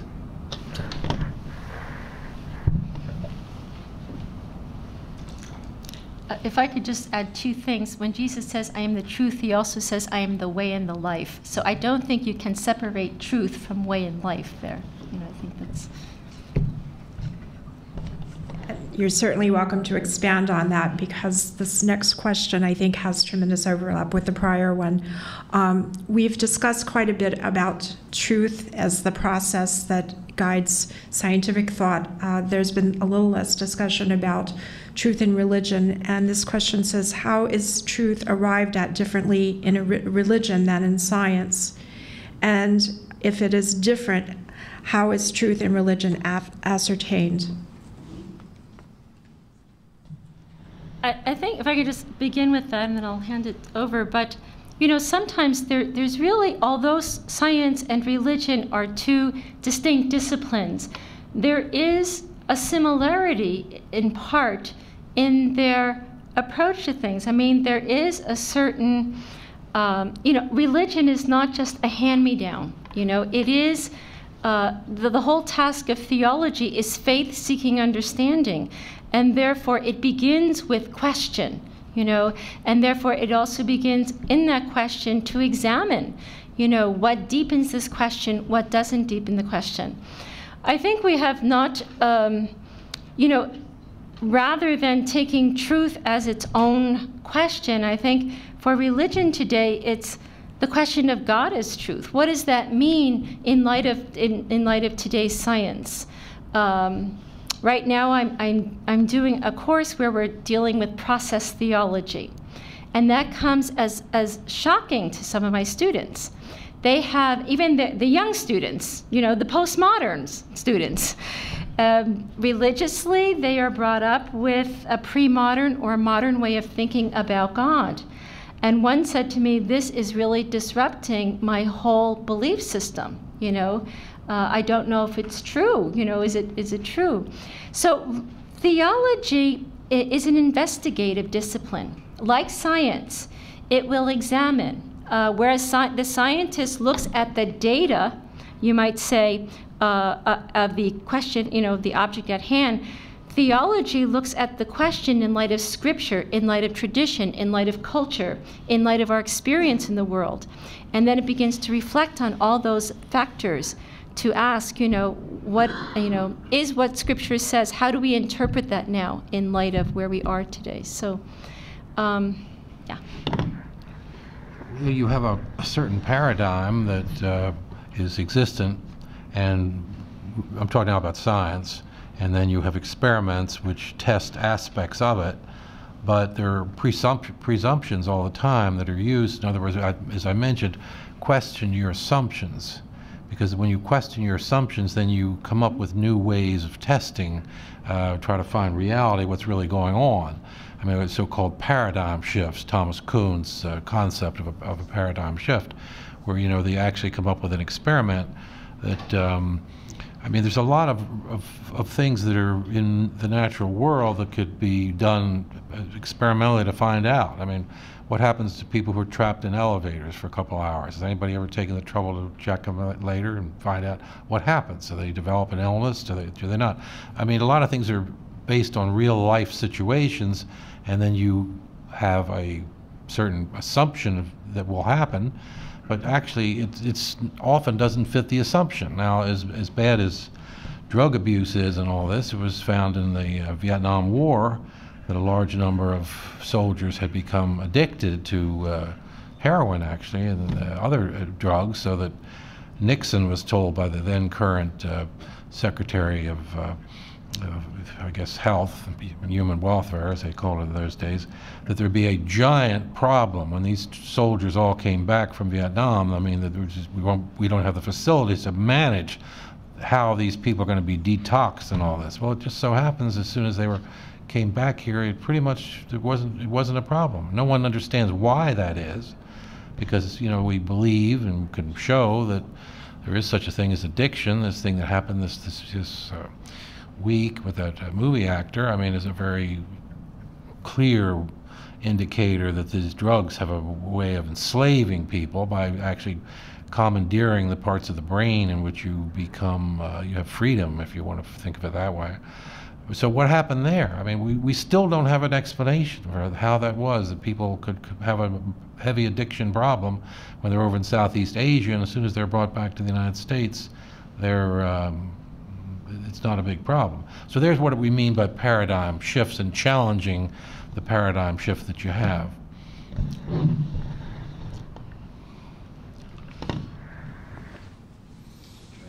I'm not sure I have anything terribly cogent to add on that, except all the endless bits that I forgot to read out of my own notes. To say at a very personal level, that I'm just saying that I believe that the limits to what science can know suggest to me that it is not unreasonable to choose beliefs that exceed science.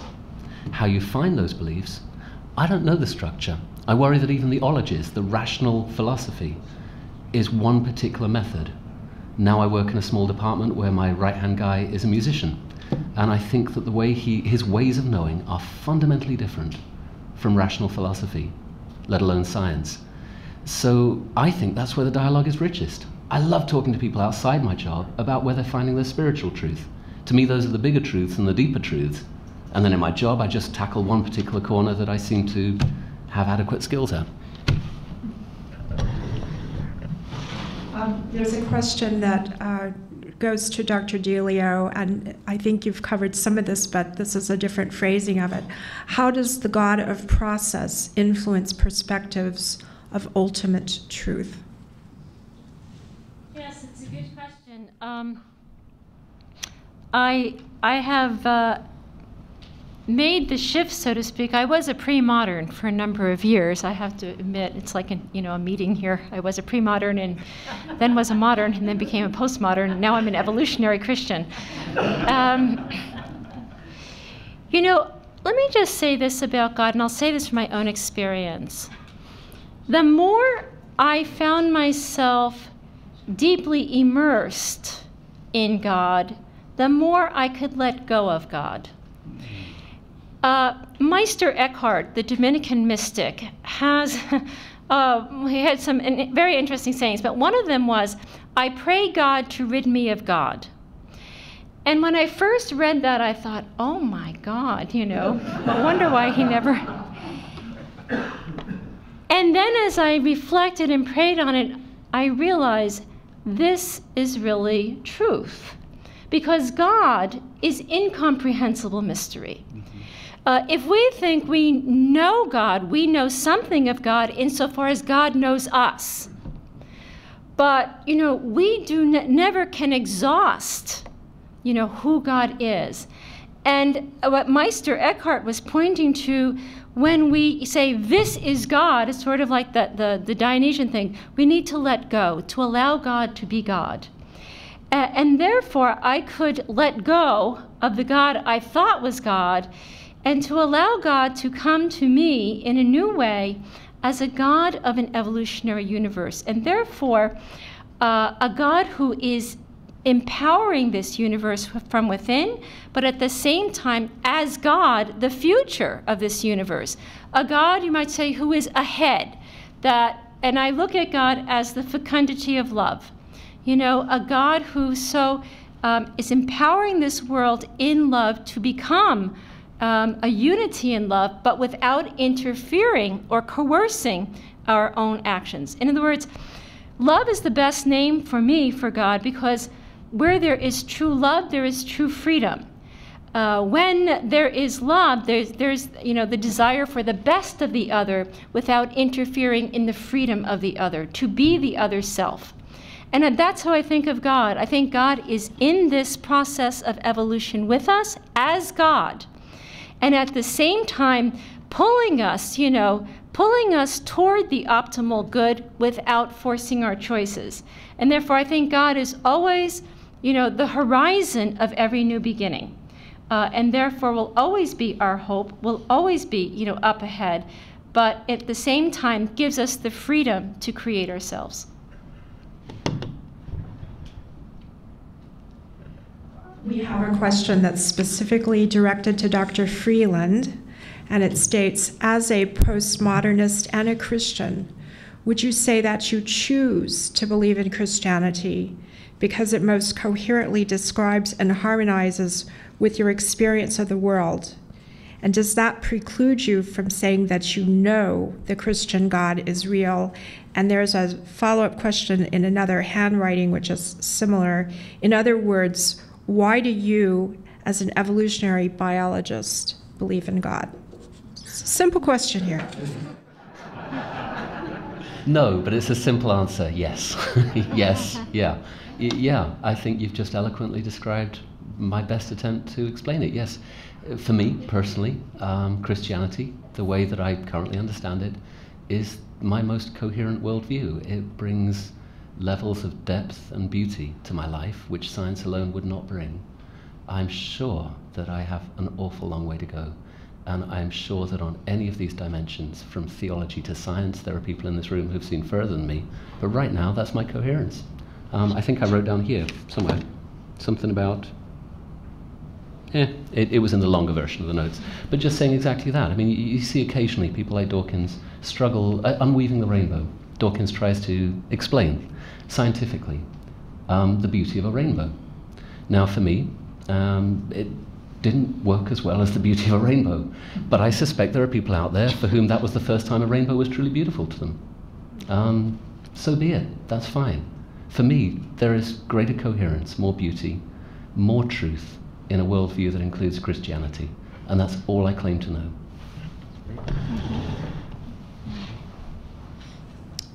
We have a question directed to Dr. Restak regarding the nature of a belief being untrue. And the question is, how can assertions be untrue? On what basis is a belief untrue? And there's a related question. You talked about the limitations on knowledge and the pathologies of thought. And at one point you said that there was a poll that indicated that up to 91% of people believed in things like ghost. And the question is, what is the basis for the truthfulness or the falsity of that statement when it becomes what's generally accepted in the by measure of the polls? Another easy question. There's an inherent problem in that because of what I'm saying. It was 50% actually. I hope it's not 90%. But you look at what is the usual thought within the culture about something. Now that's a, you have to be careful about that because the culture can be wrong. So most people don't believe in ghosts. I mean, this is not something that is acceptable to most individuals, although when you get 50%, you say, well, half the people believe this.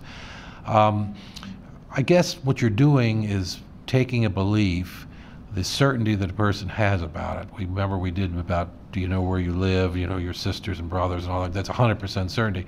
Then there's other questions that you're less certain about, but you can't let the certainty that you have about something, which is a subjective sense, determine your willingness to believe.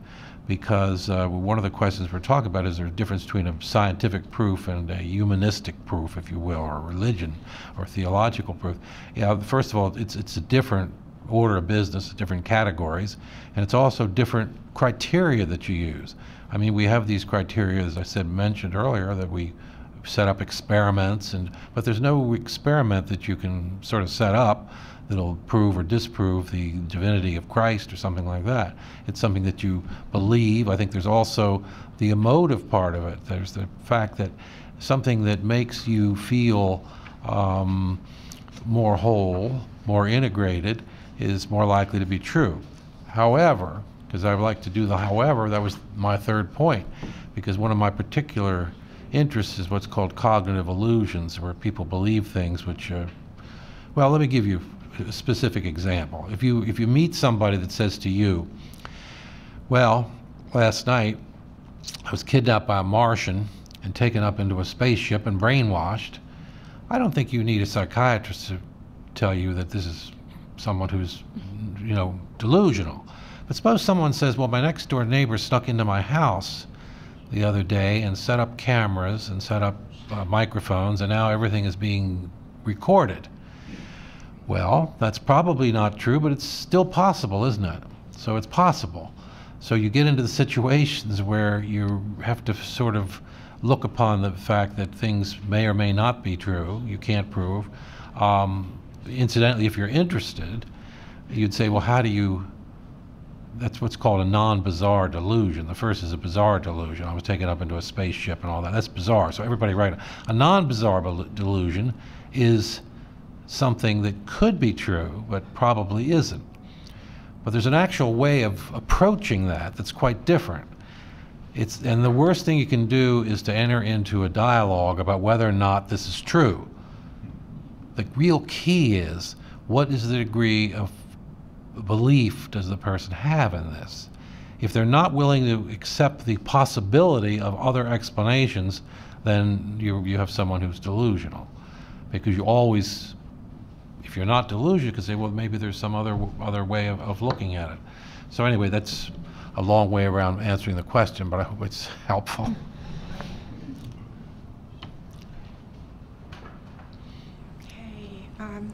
Okay, this appears to be a similar question for Dr. Restak.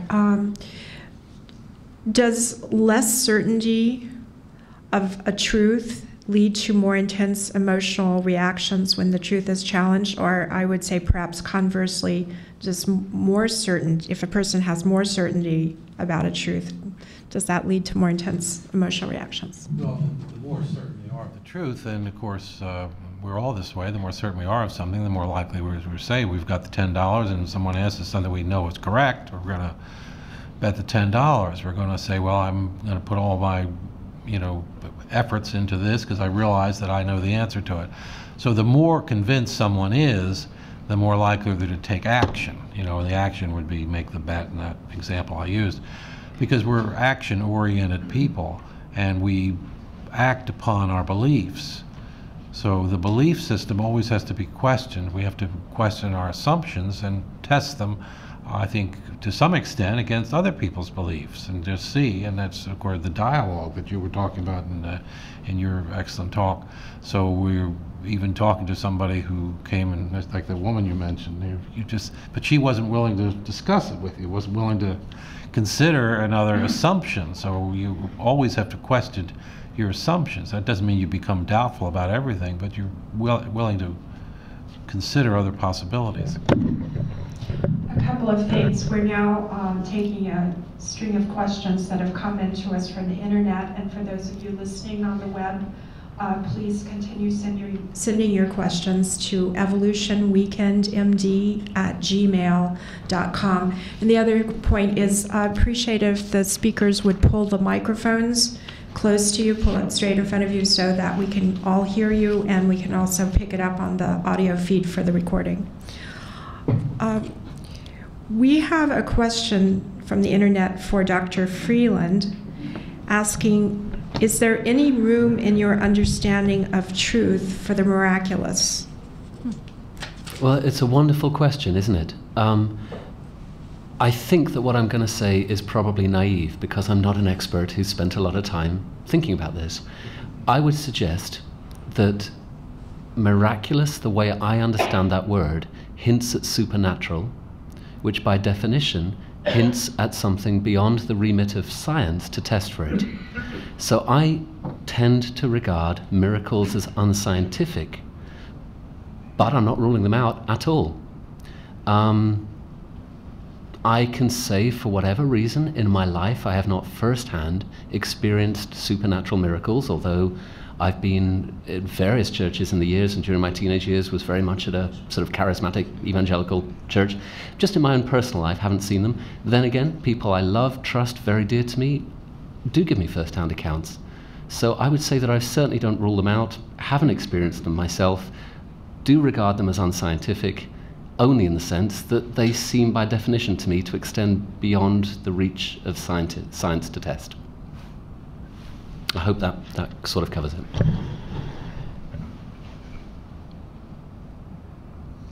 Okay, we have a question for Dr. Delio. Delio. I have a reviewer named Delio. If truth is a constantly evolving thing, then how can certain teachings of Christ, for example, love your neighbor, achieve the status of truth? Are Christ's teachings not to be placed in a category like truth?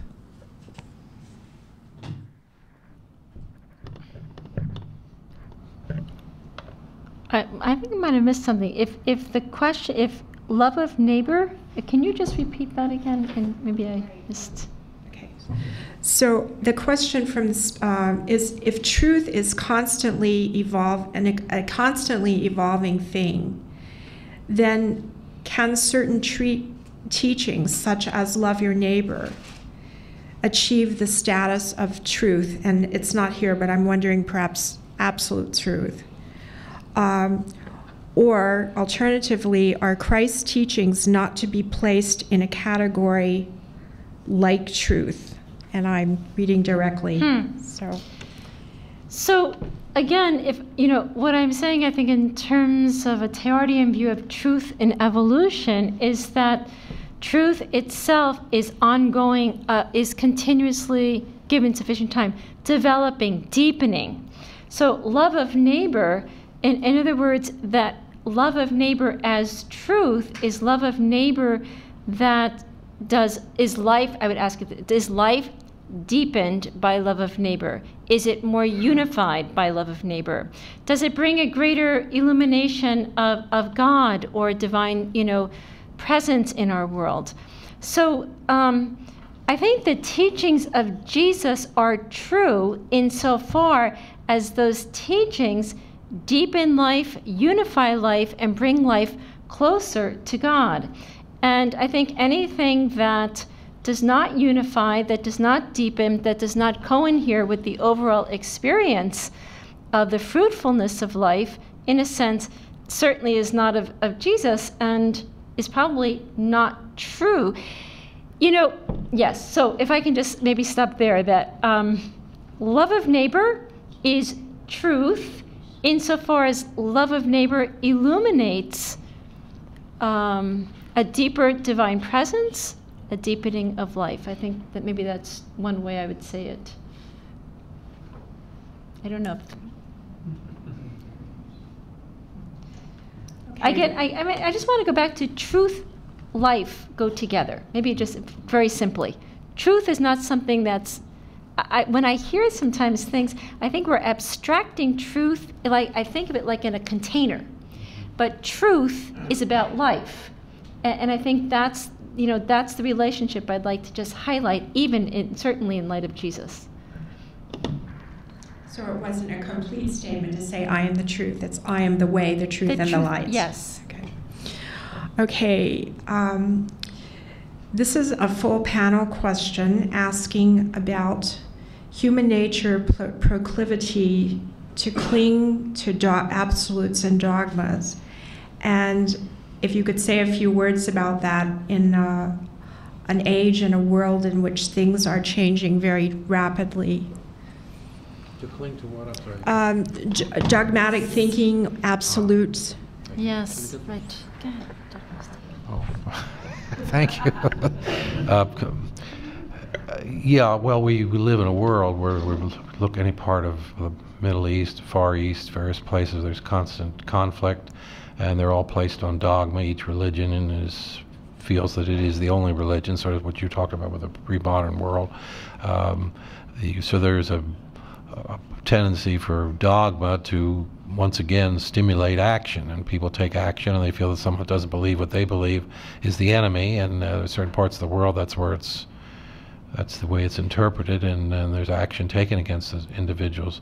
So I think the place of dogma is a sort of petrification of the mind or the brain, where you take something that's dynamic and changing and all that, and then you say, well, I finally reached this. This is once again a delusion. I mean, I finally have reached the answer to this question that mankind has been asking for centuries. I know the answer, and this is it. There was a picture in the, well, I won't go into a specific example, but that's the danger of dogmatism. It's a petrification of the reasoning process. I would really just agree with what Dr. Restak said. I think, and I like the word dogmatism. In other words, we can make dogma against something that is boxed in, it becomes absolute, a fixed teaching.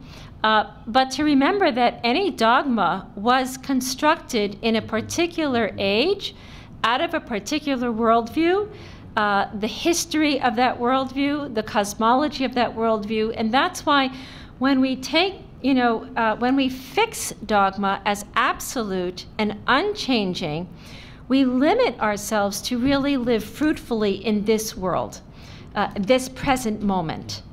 And it's not that we want to jettison dogma, but we constantly want to, in a sense, allow that, whatever that dogma is, to be life-giving and not just simply rote. When something becomes rote, I think truth is stripped of its content and becomes a superficial law. And therefore, we therefore deprive ourselves of a deepening of life itself, a life in God. I don't think there's much I can add to that, except to say as a matter of history within science, that scientists who have rigidly held to dogmas typically have been the ones who've missed some beautiful developments in science. Whether it's Lord Kelvin, who declares the age of the Earth can't possibly be old enough for Darwin's theory because he wouldn't accept radioactivity. Hadn't been invented, and when it was, it wouldn't fit. Through to plate tectonics, through to Einstein's rejection of relativity, just over and over again. If we take a purely secular level on this, the scientists who are the most dogmatic have been the ones who have missed stuff happening in their lifetimes that should and could have excited them so much. There's so many examples of that. I mean, finding the fact of yellow fever, for instance, and the mosquitoes, the relationship with that took a lot of time when people couldn't figure this out. And they thought it was like a plague, and therefore it's coming from other people. As a result, they would shun them and wouldn't take care of them because they thought they could catch this from them. Instead, there were mosquitoes flying all over the place, and no one put this together, that when people were bitten by these mosquitoes, it took on.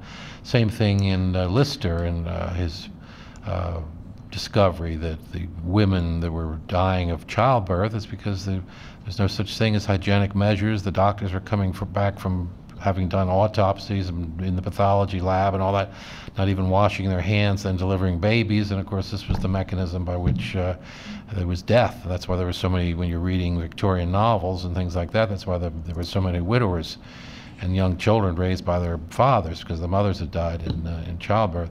And yet all the evidence was there, people could look at it, but when he first started to isolate and insist on methods of cleaning the hands, or something as simple as washing the hands, it was all thought to be superstitious, and we'll go along with it just because it may be helpful, but then, and that was the actual basis of discovery. So that was an example, Dr. Freeland says, where even within the established science, there's things that are not given the proper credence, and as a result, you don't come to the truth. We don't realize the truth until later.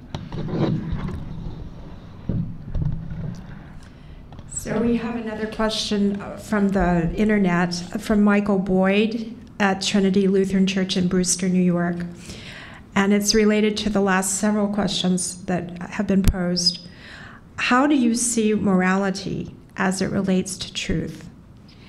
And how would someone know if something is morally right to do in a given situation in a postmodern world? I open it up to the entire panel.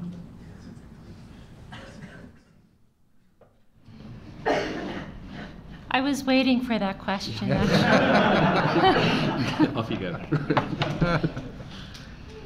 I think, when we come to the questions of the moral questions, what we're talking about here this evening does become a little bit more challenging because, especially from a religious perspective, we have deeply ingrained beliefs, laws, dictates, at least from what the Catholic Church says.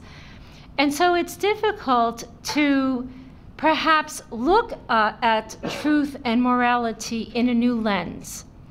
But I think what we're saying here, certainly not just the postmodern perspective, which would accept a plurality of positions with regard to any moral question, but rather within the paradigm of evolution. I want to maybe emphasize that I see evolution as the narrative of our age. It's the big story. It's what, in a sense, governs the whole overarching trend of life itself. So I think looking at the questions of the moral questions as truth questions in an evolutionary universe does then, and here's Teilhard's take on this, is that our actions do make a difference to God. And therefore, it's not so much of what is right and wrong, it's so much as do our choices, are we conscious that our choices can help build up, are impacting the building up of Christ in this universe or not?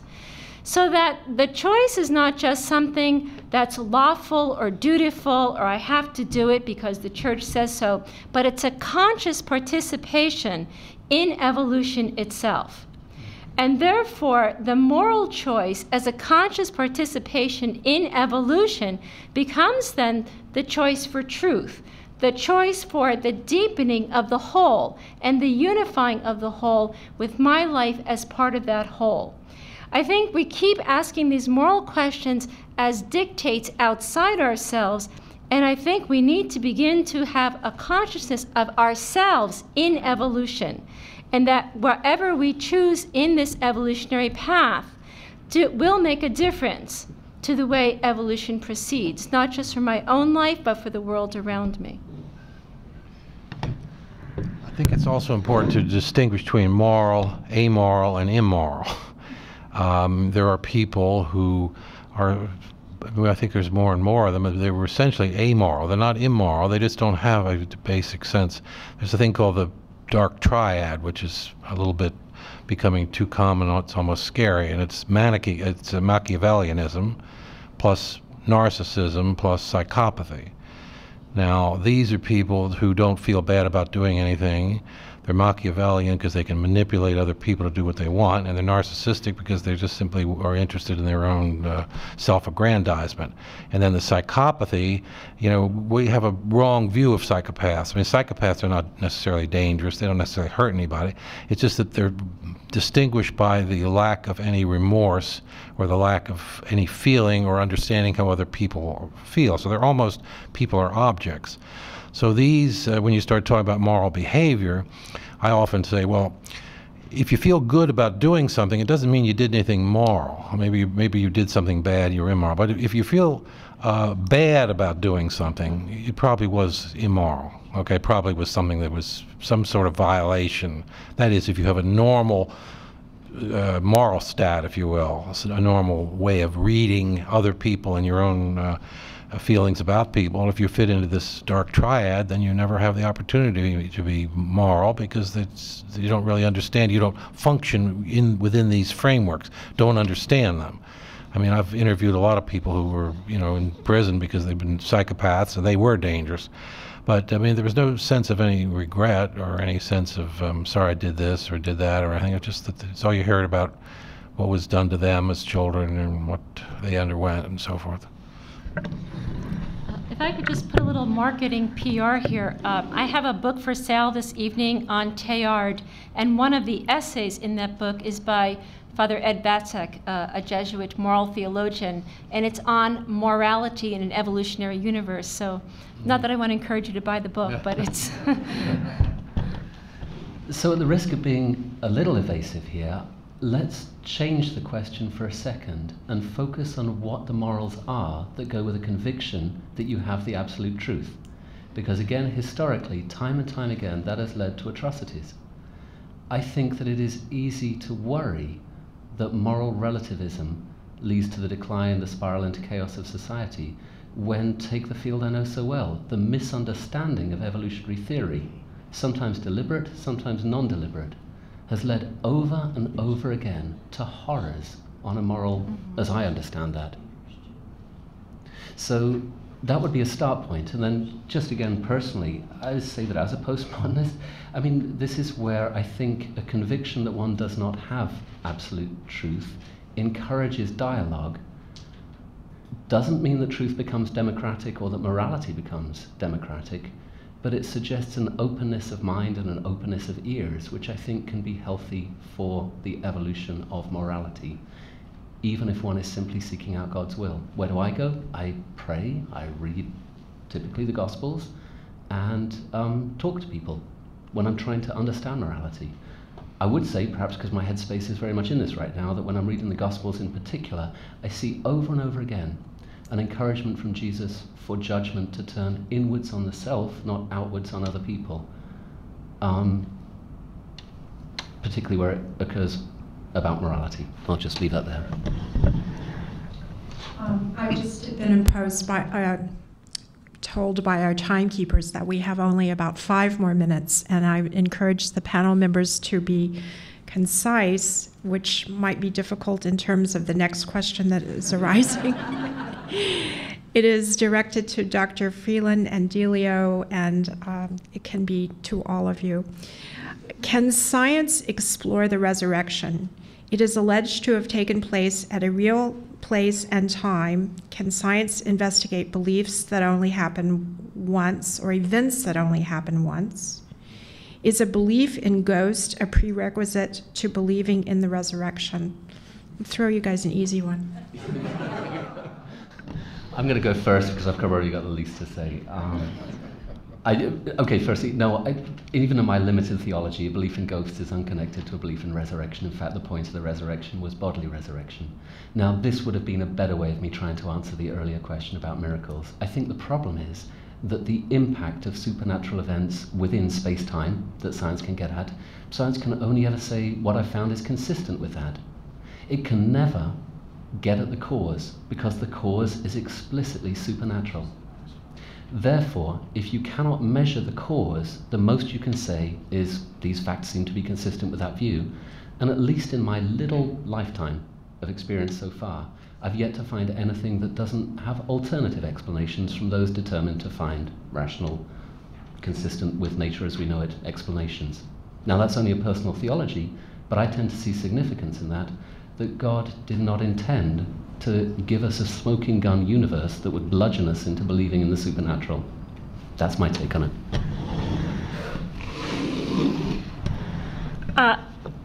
Yeah, I don't think the resurrection is something that is subject to science. It's not an observable event. I mean, we know even from scriptures, there were no first-hand eyewitnesses to the resurrection. It was reported.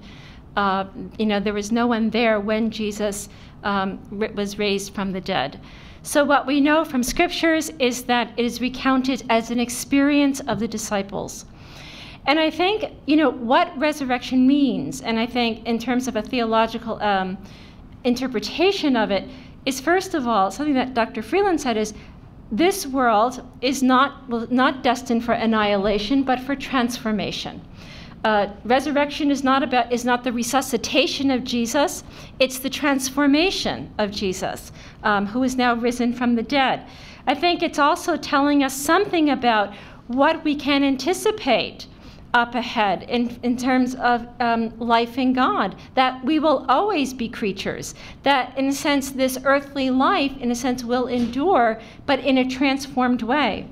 And this is, I still think we have yet to really enter into resurrection thinking, because we still think very platonically that when we die, somehow the body's going down to the earth and the soul is going up to a place called heaven, and these two realms are, distinct realms of being.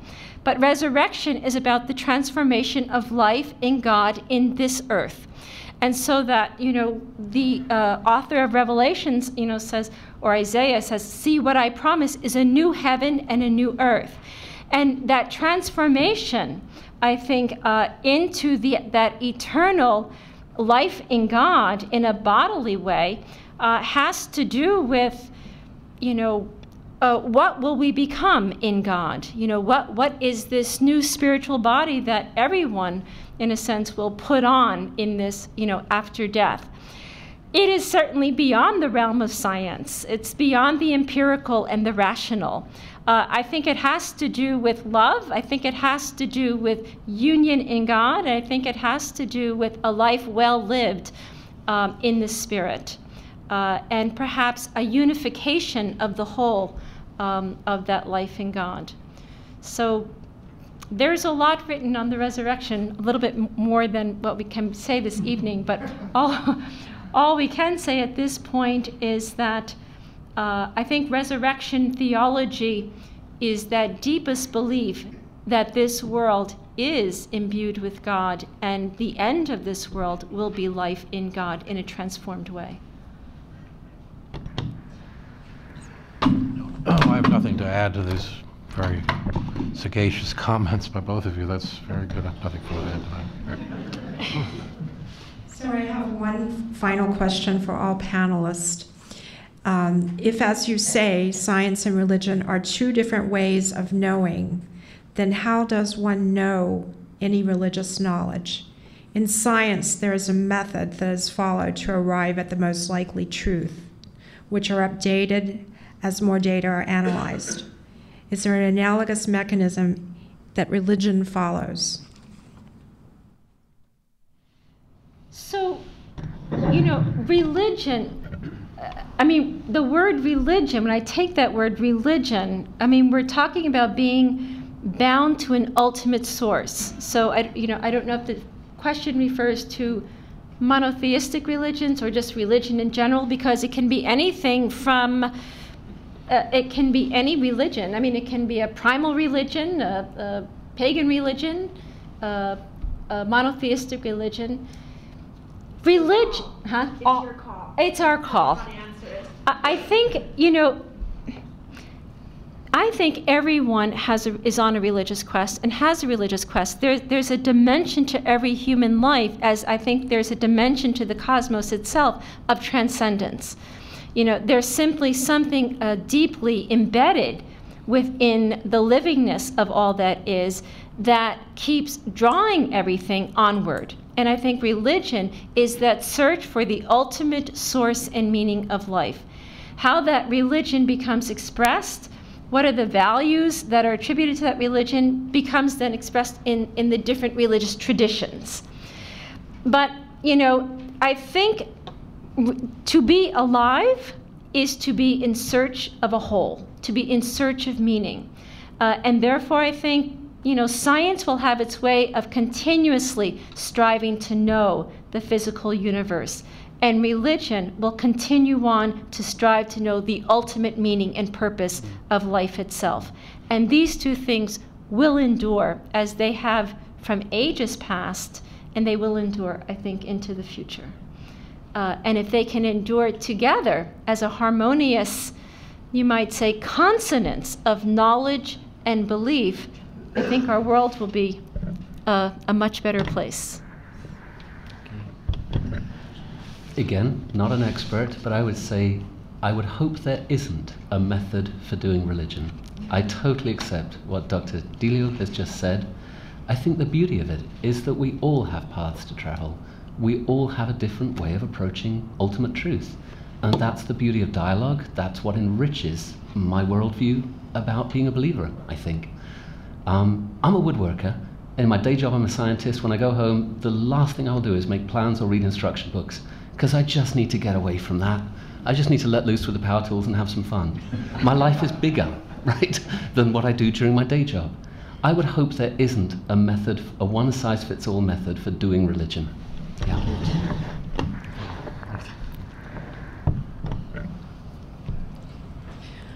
I'd like for you to join me in thanking our panel for what I believe is a very exciting talk.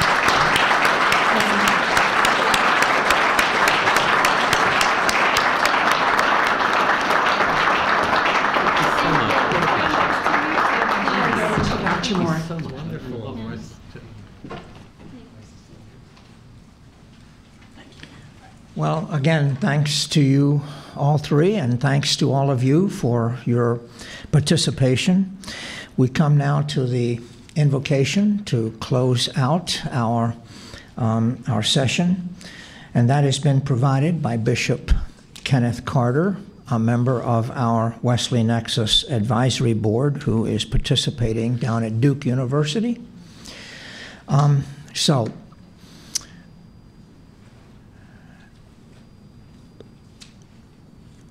Bishop Carter has sent this as the benediction.